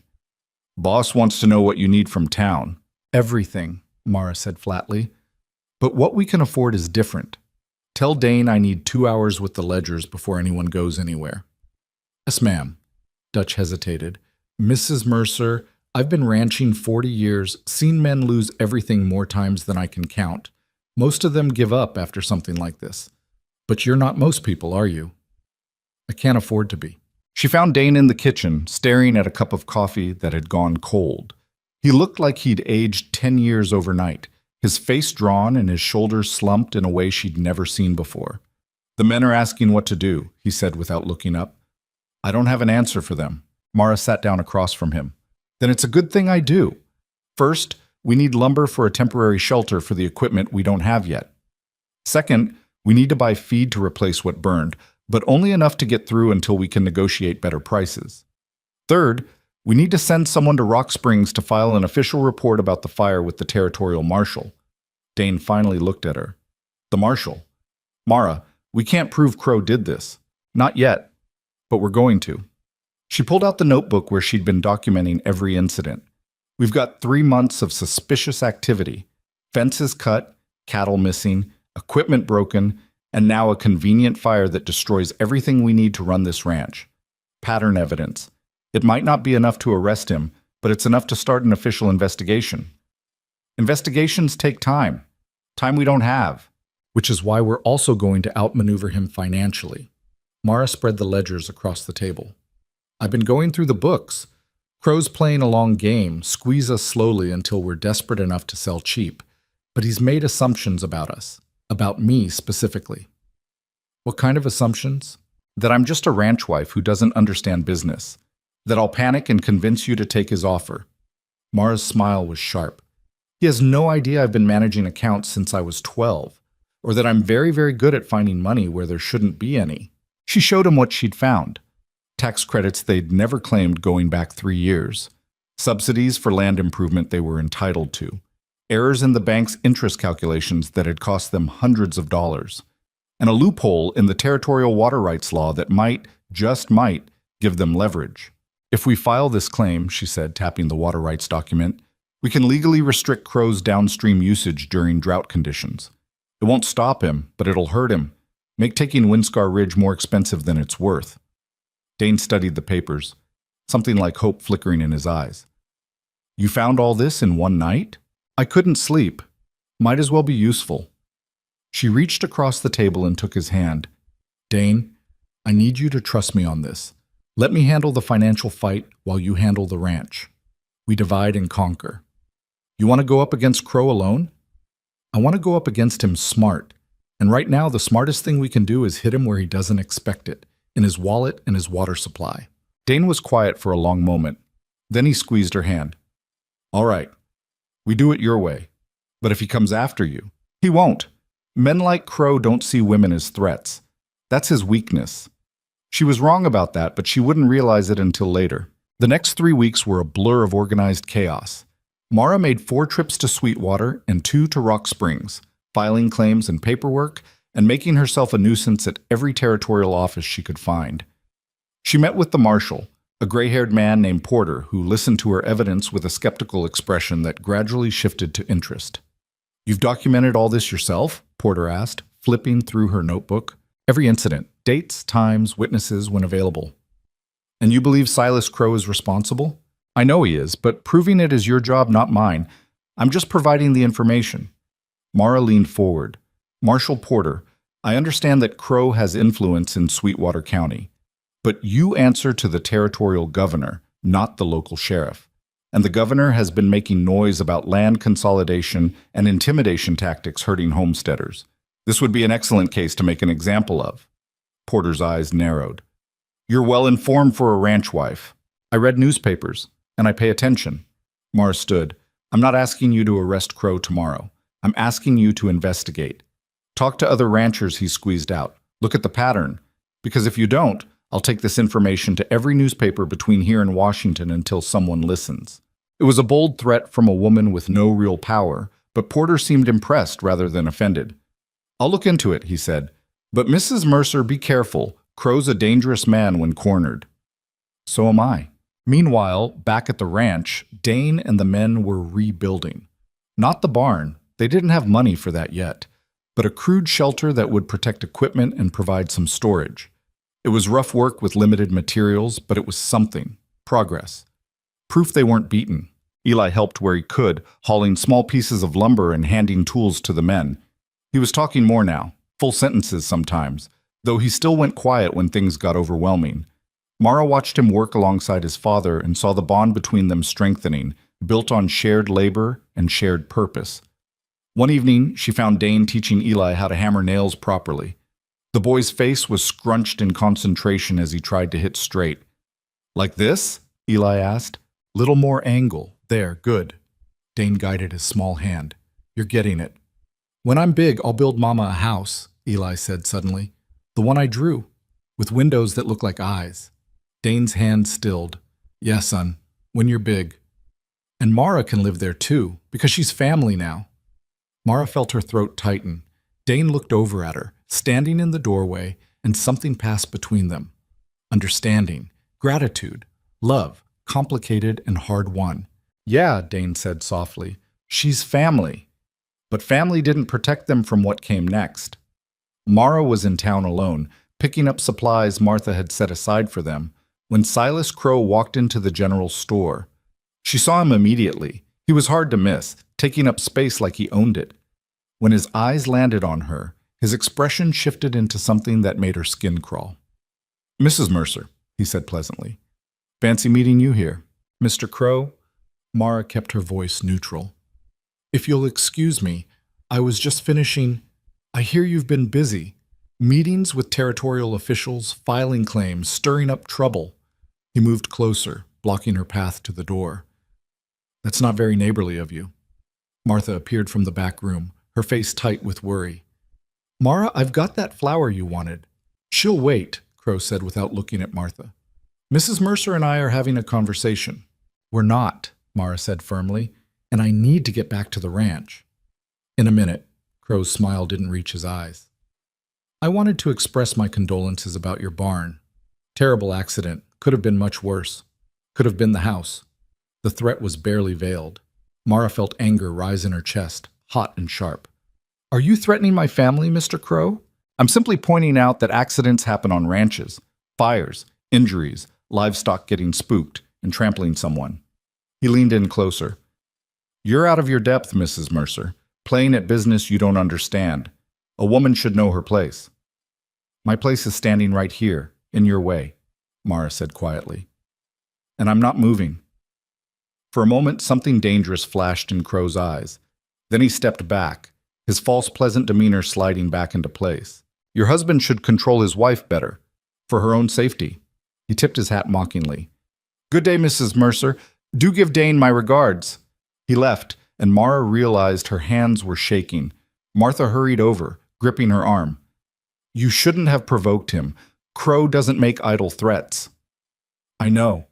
Mara forced her hands to steady. "That's why I'm not backing down. Men like him only understand strength. Show fear and he'll crush you. Or he'll crush you anyway for being brave." Martha's expression was worried. "Mara, I'm saying this as a friend. Maybe you should consider Dane's safety, Eli's safety. Is this ranch worth dying for?" "It's not about the ranch anymore," Mara said. "It's about proving that bullies don't always win. That people like me, people like Dane and Eli, and everyone else Crow has squeezed and threatened, that we matter.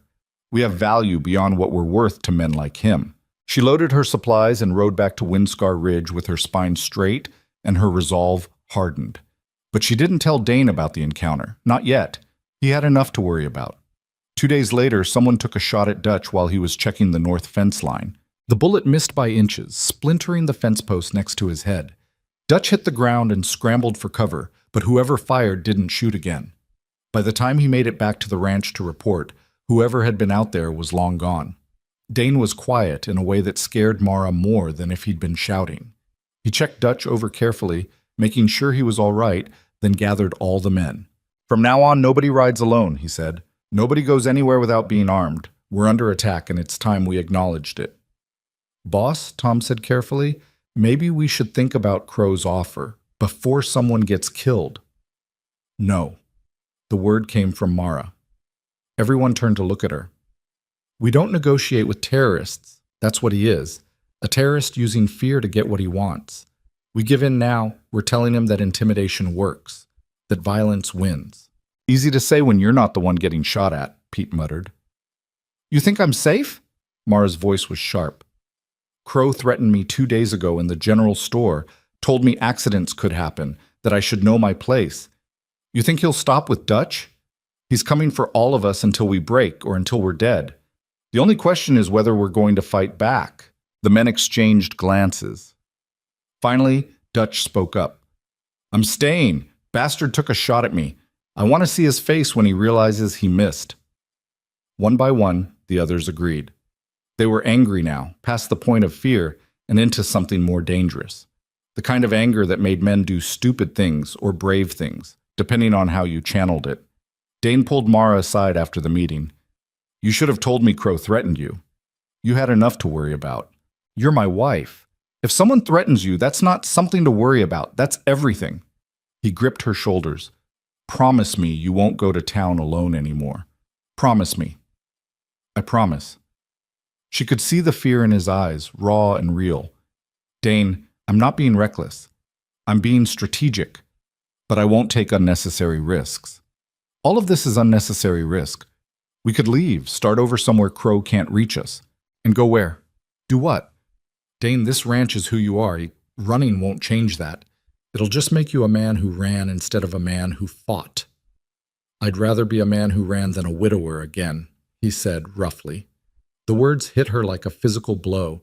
She saw the truth in his face, the terror that he was going to lose her the way he'd lost Sarah, that his fear of that loss was almost stronger than his will to fight. Listen to me, Mara said, framing his face with her hands. I'm not Sarah. I'm not fragile. I'm not weak, and I'm not dying on you. Sarah got sick. That was terrible and unfair and not anyone's fault. But this is different. This is a fight we can win if we're smart and careful and together. Do you understand? Together. Not you protecting me. Not me making decisions alone. Together. Dane closed his eyes, his jaw tight. I'm so tired of being afraid. Then let's turn that fear into something useful. Let's make Crow afraid of us for once. She didn't know how prophetic those words would be. The breakthrough came from an unexpected source. Carlos had been quietly investigating the fire, poking around in ways no one had asked him to. He showed up at the house one evening with something wrapped in cloth. Found this near where the barn was, he said, unwrapping it carefully. Thought you should see. It was a piece of metal, blackened by fire, but still recognizable as part of a lantern. Not just any lantern. A distinctive style with a maker's mark that Carlos had traced to a supplier in Rock Springs. A supplier who kept records of who bought what. This type of lantern wasn't sold in Sweetwater, Carlos explained. Only Rock Springs, and only 2 commercial operations. I rode over there yesterday, asked some questions. The last person to buy this model was Silas Crow. 6 of them, 3 weeks before our barn burned. Mara stared at the metal piece like it was made of gold. This is proof. Not conclusive, but enough to build on. Carlos, you're brilliant. He shrugged, but looked pleased. Figured if we're fighting, might as well fight with facts. Mara rode to Rock Springs the next morning with Carlos as escort, both of them armed. She found Marshal Porter in his office and laid the evidence on his desk. The lantern piece, Carlos's statement, purchase records from the supplier. Porter examined everything carefully. This is good work, Mrs. Mercer. Circumstantial, but compelling. Combined with the pattern you've already documented, he leaned back in his chair. I think I have enough to bring Crow in for questioning at least. When? Soon. But Mrs. Mercer, you need to understand something. Crow's got lawyers, money, and influence. Even with this evidence, he might walk. Justice isn't always just. I know. But at least we tried. At least we made it expensive for him. At least we showed him that some people fight back. Mara stood. Do what you can, Marshal. That's all I'm asking. She and Carlos rode back to Windscar Ridge, with cautious hope settling between them.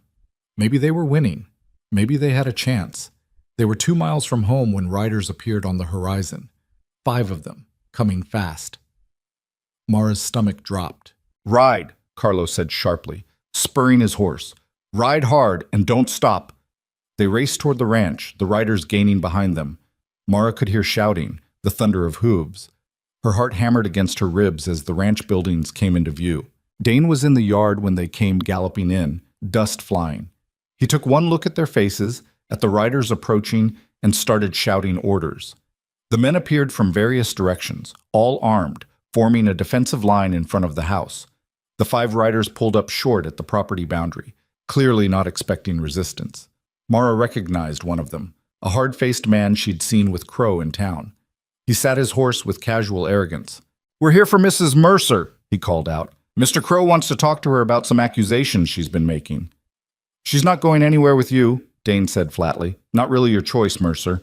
The lady's been spreading lies about Mr. Crow. He's got a right to face his accuser.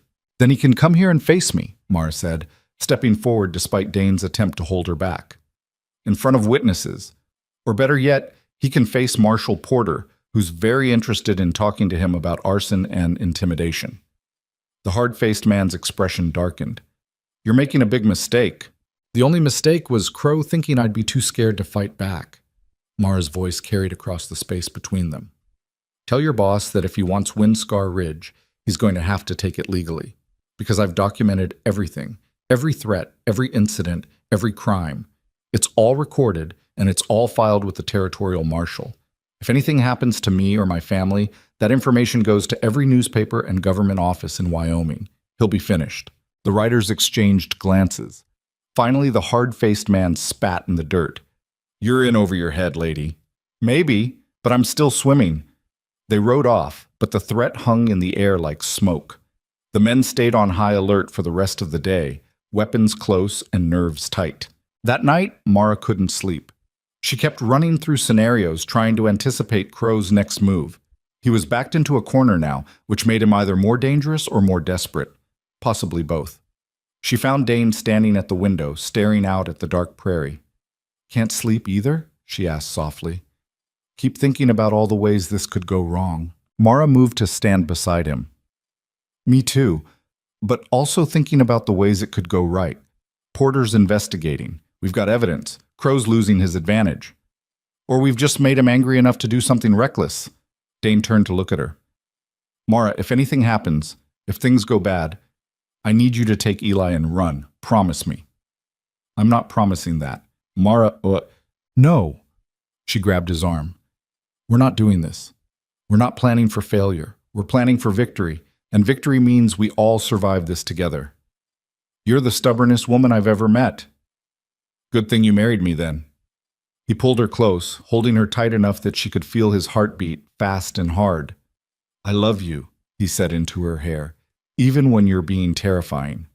"Especially when I'm being terrifying," she corrected. "That's when I'm most useful." He laughed despite himself, and the sound eased some of the tension in the room. They went to bed together that night, not in Mara's small room, but in Dane's.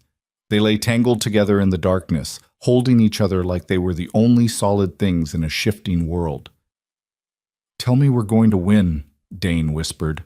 "We're going to win," Mara said, "because we have to, because there's no other option, because I didn't come 3,000 miles and survive a Wyoming winter just to lose to some bully with more money than sense." "You make it sound easy." "It's not easy, it's necessary. Big difference." Morning came too soon. Mara woke to find Dane already gone, his side of the bed cold. She dressed quickly and went to find him. He was in the yard with Dutch and Tom, examining something on the ground. When Mara got closer, she saw what it was: a dead calf, throat cut, left right in the middle of their property, like a message. "Found it this morning," Dutch said grimly. "Someone got past our patrols last night." Mara looked at the small body, at the blood staining the dirt, and felt something cold settle in her chest. This wasn't just intimidation anymore. This was escalation. Crow was showing them he could reach them anywhere, anytime.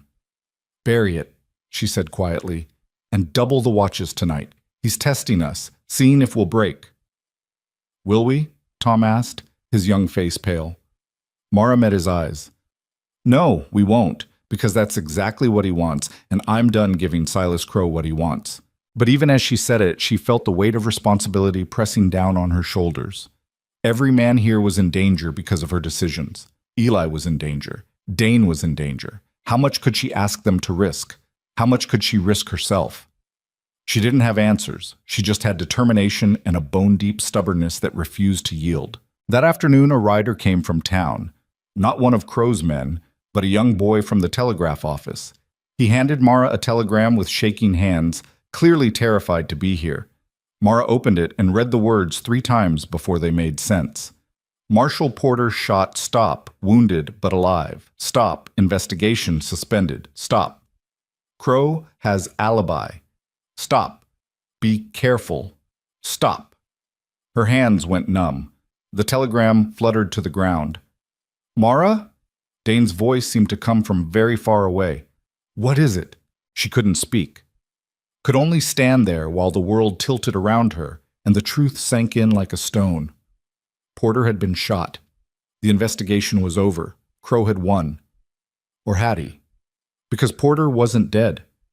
The investigation was suspended, not canceled, and an attempted murder of a territorial marshal was exactly the kind of overreach that could bring in federal authorities. Mara picked up the telegram with steady hands.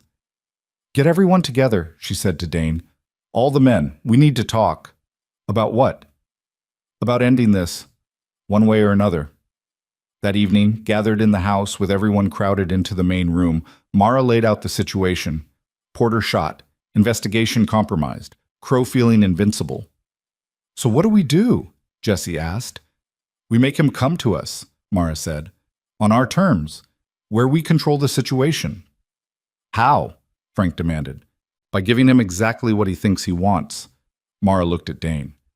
You're going to send word that you're ready to sell, that the fight's taken too much out of us and we're accepting his offer. He'll come here to finalize the deal, to gloat, to mark his victory. And then what? Carlos asked. And then we get him to confess, Mara said. We record it, document it, get proof we can use that doesn't depend on Potter or the local sheriff or anyone else who might be compromised. Dane was staring at her. You want to trap him? I want to end him, legally, properly, so he can never come after us or anyone else again. Mara's voice was hard. But we only get one shot at this. If we fail, he'll destroy us. So we can't fail. The room was silent as everyone absorbed the plan. Finally, Dutch spoke up. I'm in. Bastards had this coming for a long time. One by one, the others agreed. Even Dane, though she could see the fear in his eyes. Fear for her, for all of them, but also trust. He was trusting her judgment, her plan, her ability to see this through. All right, Dane said. We do it your way. But Mara, if this goes wrong, it won't, she interrupted, because I'm done underestimating myself, and it's time Crow stopped underestimating me too. They sent the message that night and waited for Silas Crow to take the bait. Crow took 3 days to respond. 3 days of waiting that stretched everyone's nerves to breaking. Mara kept herself busy with preparation, going over every detail of the plan until she could recite it in her sleep. The men rehearsed their positions. Dane checked and rechecked the recording device they'd borrowed from a journalist in Rock Springs. A new Edison phonograph cylinder that could capture voices if you got close enough and kept quiet enough. It felt like holding your breath underwater, waiting to see if you'd surface or drown.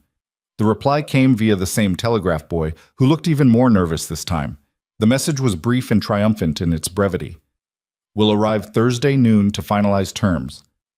Stop, come alone. Stop, Crow.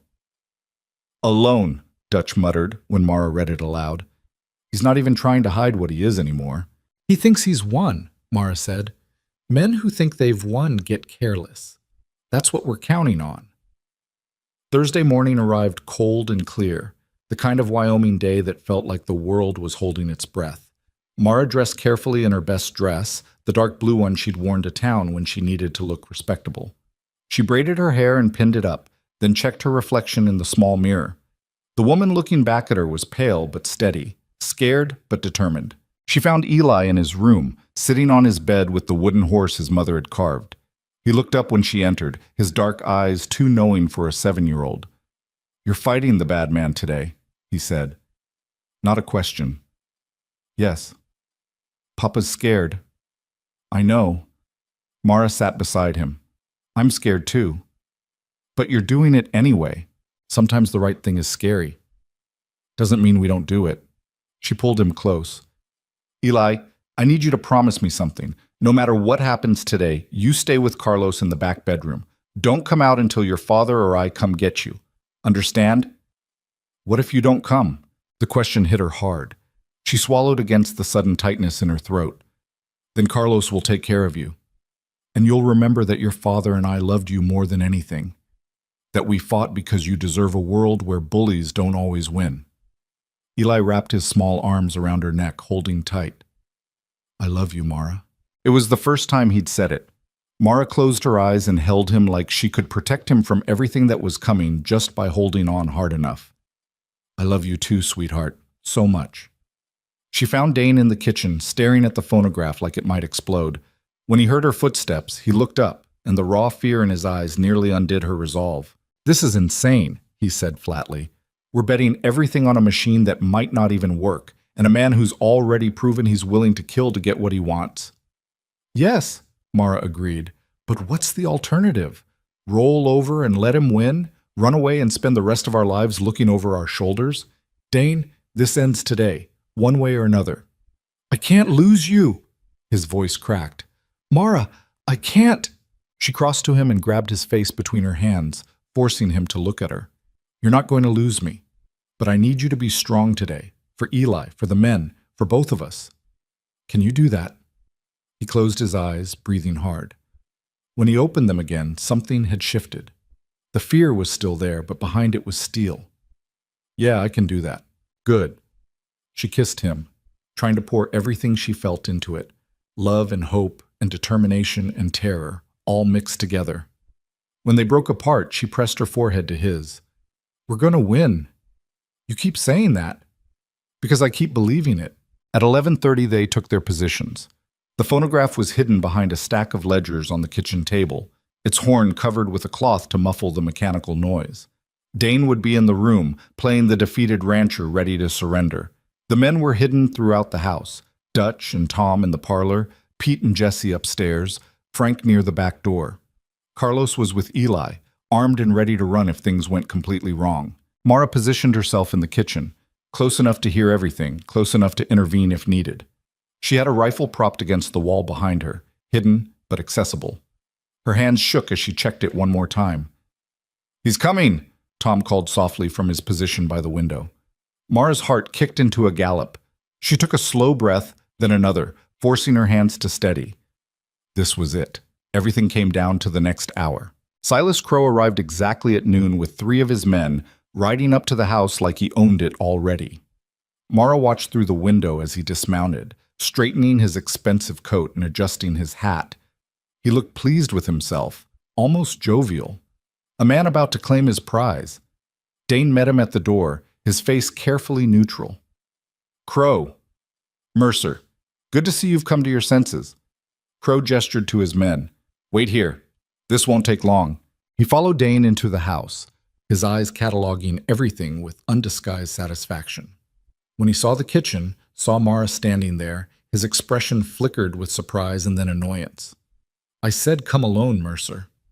She's my wife, Dane said flatly. She has a right to be here for this. Crow's gaze moved over Mara with that same crawling assessment she'd felt in the general store. I suppose. Though I'd think a man would want to spare his woman the humiliation of admitting defeat. I'm not easily humiliated, Mara said evenly, and I insisted on being present. We're partners in this ranch. In everything. Something dark crossed Crow's face, but he waved it away. Fine. Let's get this over with. He pulled papers from his coat and spread them on the kitchen table, right next to where the phonograph was hidden. Standard land transfer, $40,000, as agreed. Sign here and here, and you can be gone by week's end.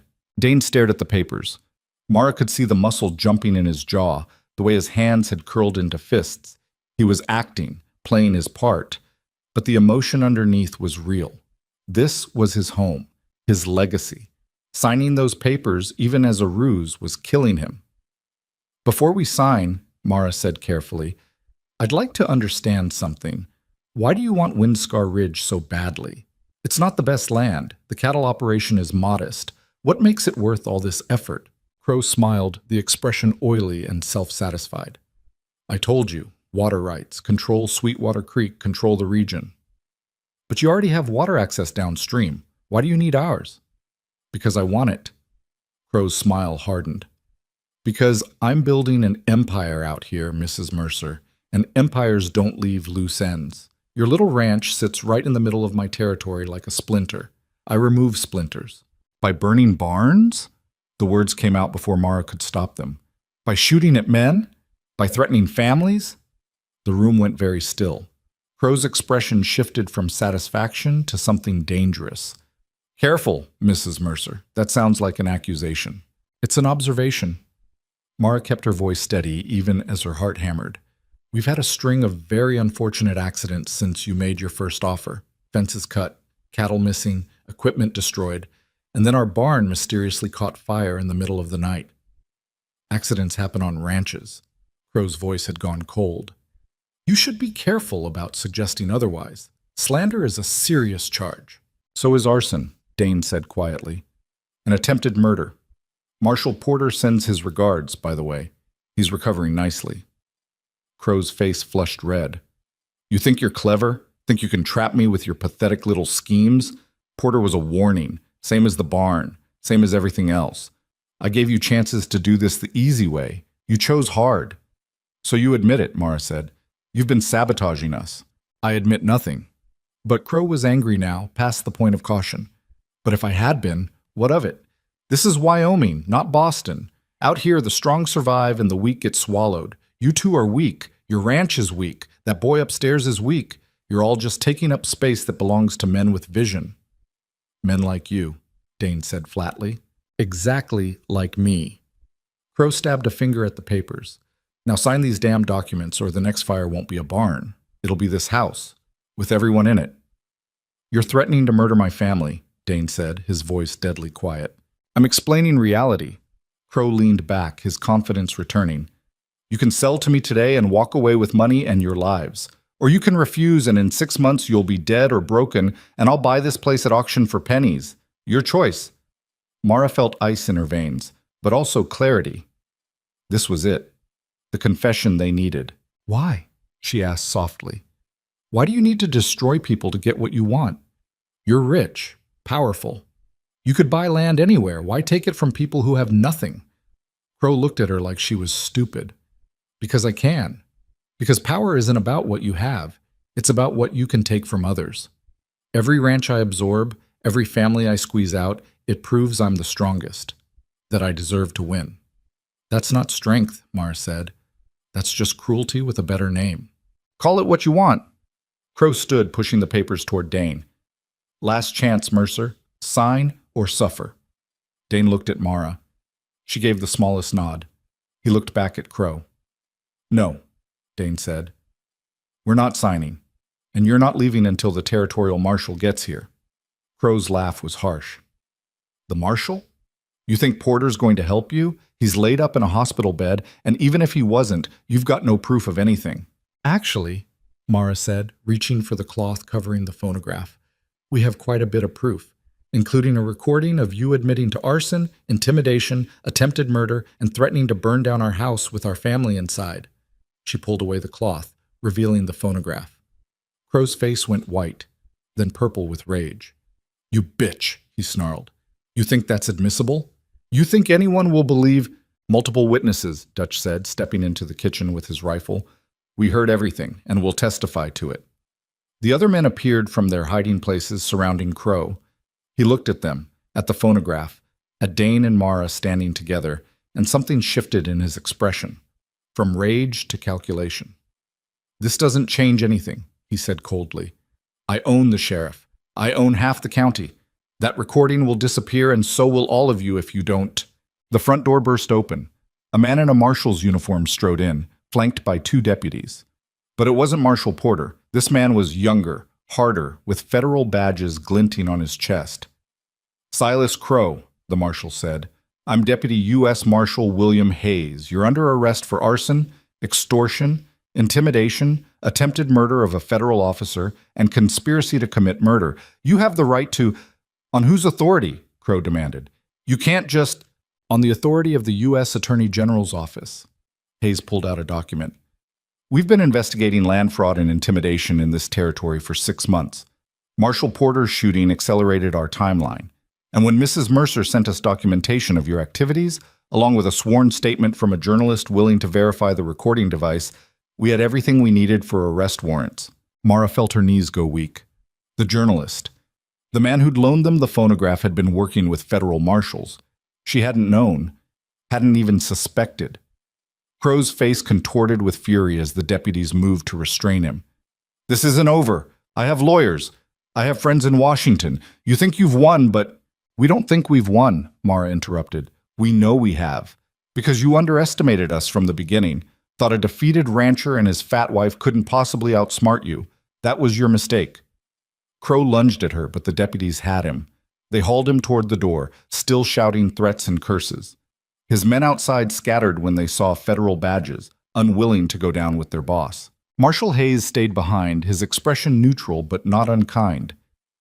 Mrs. Mercer, Mr. Mercer, you took significant risks with this plan. If things had gone differently... But they didn't, Mara said quietly. They went right. For once, they went right. Hayes nodded slowly. You'll need to come to Rock Springs to make formal statements, and we'll need that recording as evidence. But I want you to know, what you did here today might help us take down Crow's entire operation. Other ranchers he's victimized will come forward now.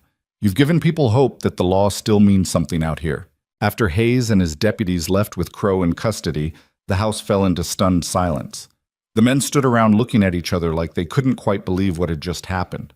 Finally, Dutch started laughing, a great booming sound that was half relief and half disbelief. "We did it," he said. "By all that's holy, we actually did it." The others joined in, whooping and slapping each other's backs. The tension that had been building for months finally released, leaving everyone giddy and exhausted.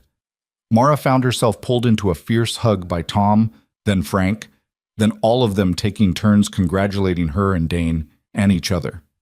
It felt like celebration and wake at the same time, joy for surviving mixed with grief for what it had cost to get here. Carlos emerged from the back bedroom with Eli, who ran straight to his father. Dane scooped him up, holding him tight enough to make the boy squeak in protest. "Is it over?" Eli asked, his voice muffled against Dane's shoulder. "Is the bad man gone?" "Yeah, son." Dane's voice was rough. "He's gone. We're safe now." "Because of Mara." Eli pulled back to look at her. "She saved us." "We saved each other," Mara corrected gently. "That's what families do." That night, after the men had celebrated with whiskey, Dutch had been saving for a special occasion, after Eli had been put to bed with extra reassurances, after the house had finally gone quiet, Mara and Dane stood on the porch looking out at their land. "I keep waiting for the other shoe to drop," Dane admitted, "for this to turn out to be a dream. It's real." Mara leaned against him, feeling his arm come around her shoulders. "We won. Crow's going to prison. The ranch is safe." "You knew," Dane said suddenly, "about the federal investigation. You contacted them before all this." "I sent them everything I'd documented weeks ago," Mara admitted, "but I didn't know if they'd respond or when. Today was pure luck. They happened to be ready to move when we set our trap. They hadn't shown up." "Don't." Dane turned her to face him. "Don't think about what could have gone wrong. Think about what went right. You stood up to a man who terrified everyone else. You documented his crimes. You built a case. You planned a trap that worked. And you did it all while keeping this ranch running and taking care of Eli and putting up with me." "Putting up with you is the easy part," Mara said. He kissed her then, deep and thorough, and when they broke apart they were both breathing hard. "Marry me," Dane said. Mara blinked. "We're already married." "Marry me again, for real this time. Not because it's practical or necessary, but because I love you and I want everyone to know it. Because I want to stand up in that church and promise you everything, not just survival, but happiness. A real marriage, Mara. The kind you deserve." She felt tears burning behind her eyes. "You're sure? Because I'm still going to be fat and stubborn and difficult. You're beautiful and brilliant and impossible.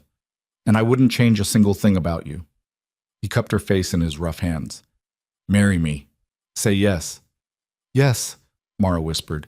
"Yes, you ridiculous man. Yes." They held each other on that porch while Wyoming stretched dark and quiet around them, and for the first time since Mara had arrived at Windscar Ridge, the future didn't feel like a threat. It felt like a promise. The trial happened in September. Crow's lawyers tried every trick they knew, but between the phonograph recording, the testimony of multiple witnesses, the physical evidence Carlos had found, and statements from 3 other ranchers who finally felt safe enough to come forward, the case was airtight. Silas Crow was convicted of arson, extortion, conspiracy to commit murder, and attempted murder of a federal officer. He was sentenced to 20 years in prison. Mara sat in the courtroom and watched him being led away in chains. She felt no joy in it, just a quiet satisfaction that justice had been done, that bullies didn't always win, that standing up mattered. On the courthouse steps afterward, a woman approached her, middle-aged, worn thin by hard years, but with steel in her eyes. "You're Mara Mercer," the woman said. "Yes. I'm Helen Pritchard. Crow squeezed my husband and me off our land 3 years ago. We lost everything. I just wanted to say thank you for fighting when we couldn't, for proving it was possible."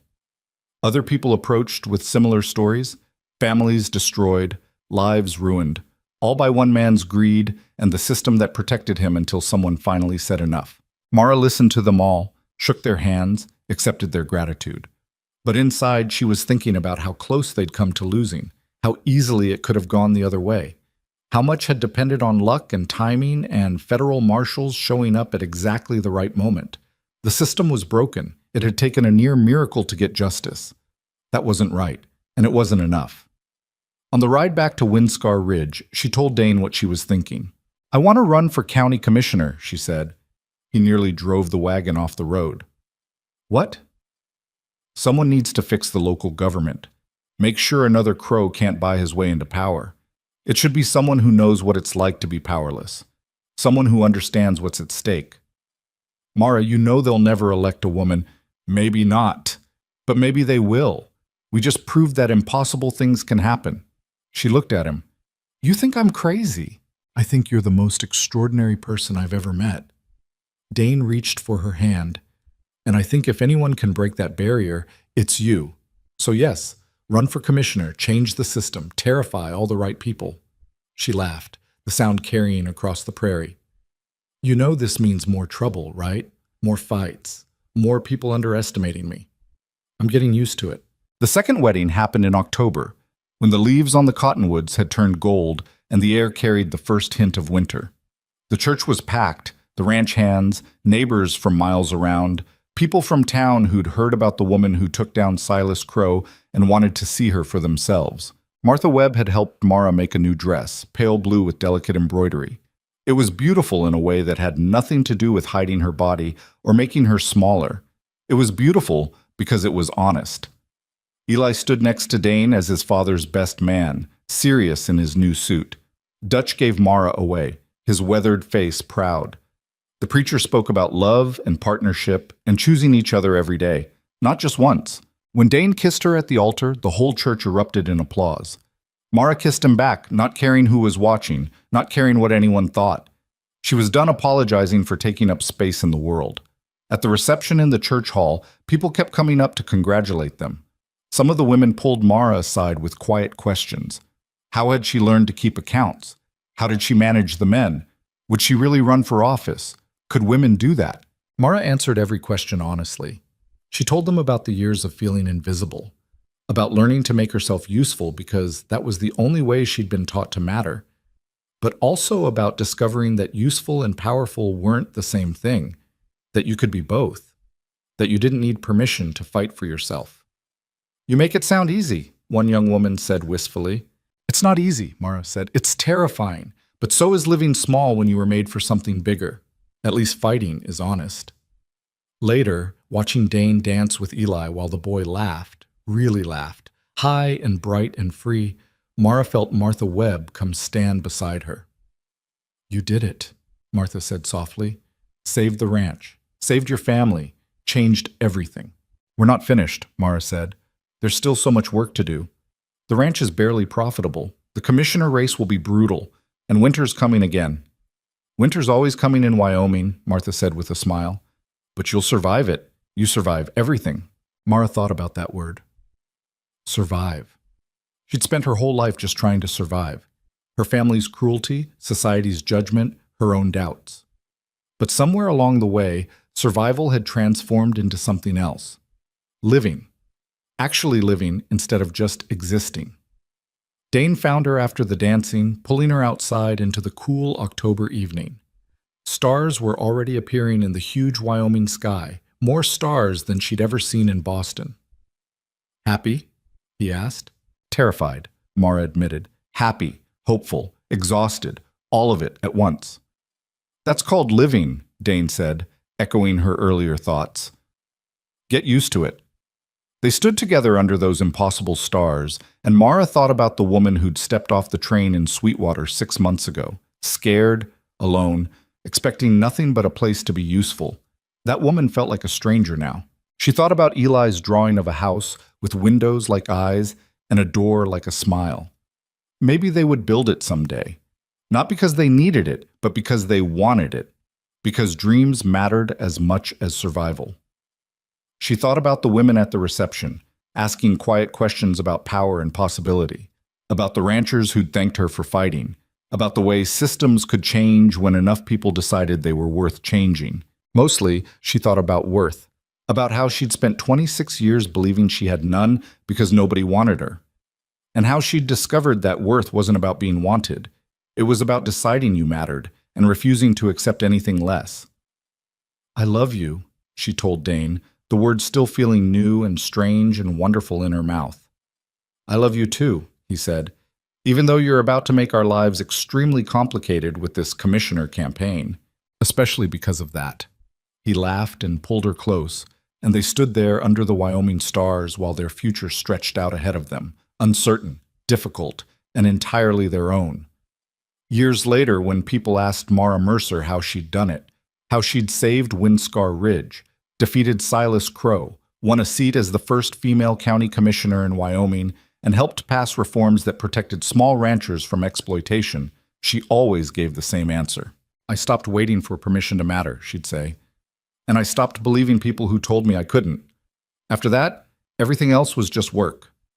But that was the public answer, the one for newspapers and speeches and young women who looked at her with hopeful eyes. The private answer, the one she gave to Eli when he asked years later, was different. I was angry, she told him honestly. They were sitting on the porch of the house they'd finally built, the one from his childhood drawing, with windows that looked like eyes. I was so angry at everyone who'd made me feel small, and I was tired of being angry without doing anything about it. So I channeled all that rage into something useful, into fighting, into refusing to lose. Was it worth it? Eli asked. He was 16 now, growing into the kind of man who would carry his parents' lessons into the future. All the fighting, all the risk. Mara thought about that question, about the fire and the fear and the moments when she'd thought they'd lose everything, about the nightmares she still had sometimes where Crow won, about the toll the commissioner work took on her, the constant battles, the way some people would never forgive her for being a woman with power.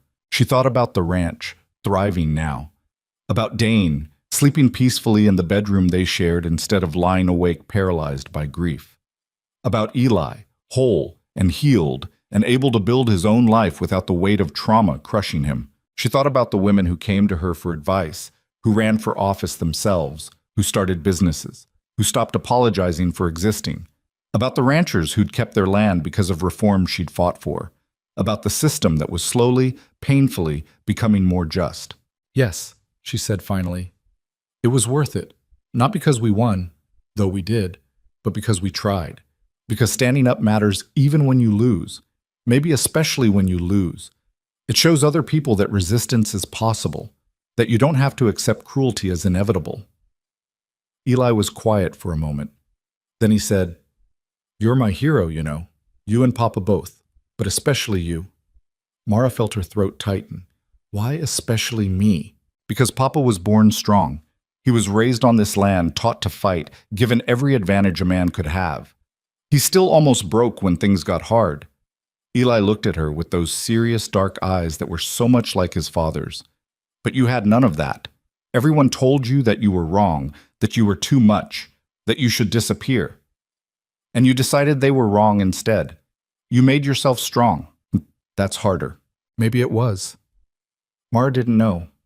She just knew that she'd stopped believing other people's definitions of her worth, and everything else had followed from that single decision. The sun was setting over Windscar Ridge, painting the prairie in shades of gold and amber. Dane came out to join them on the porch, settling into his chair with a satisfied grunt. He was grayer now, lines deeper around his eyes, but still solid, still steady.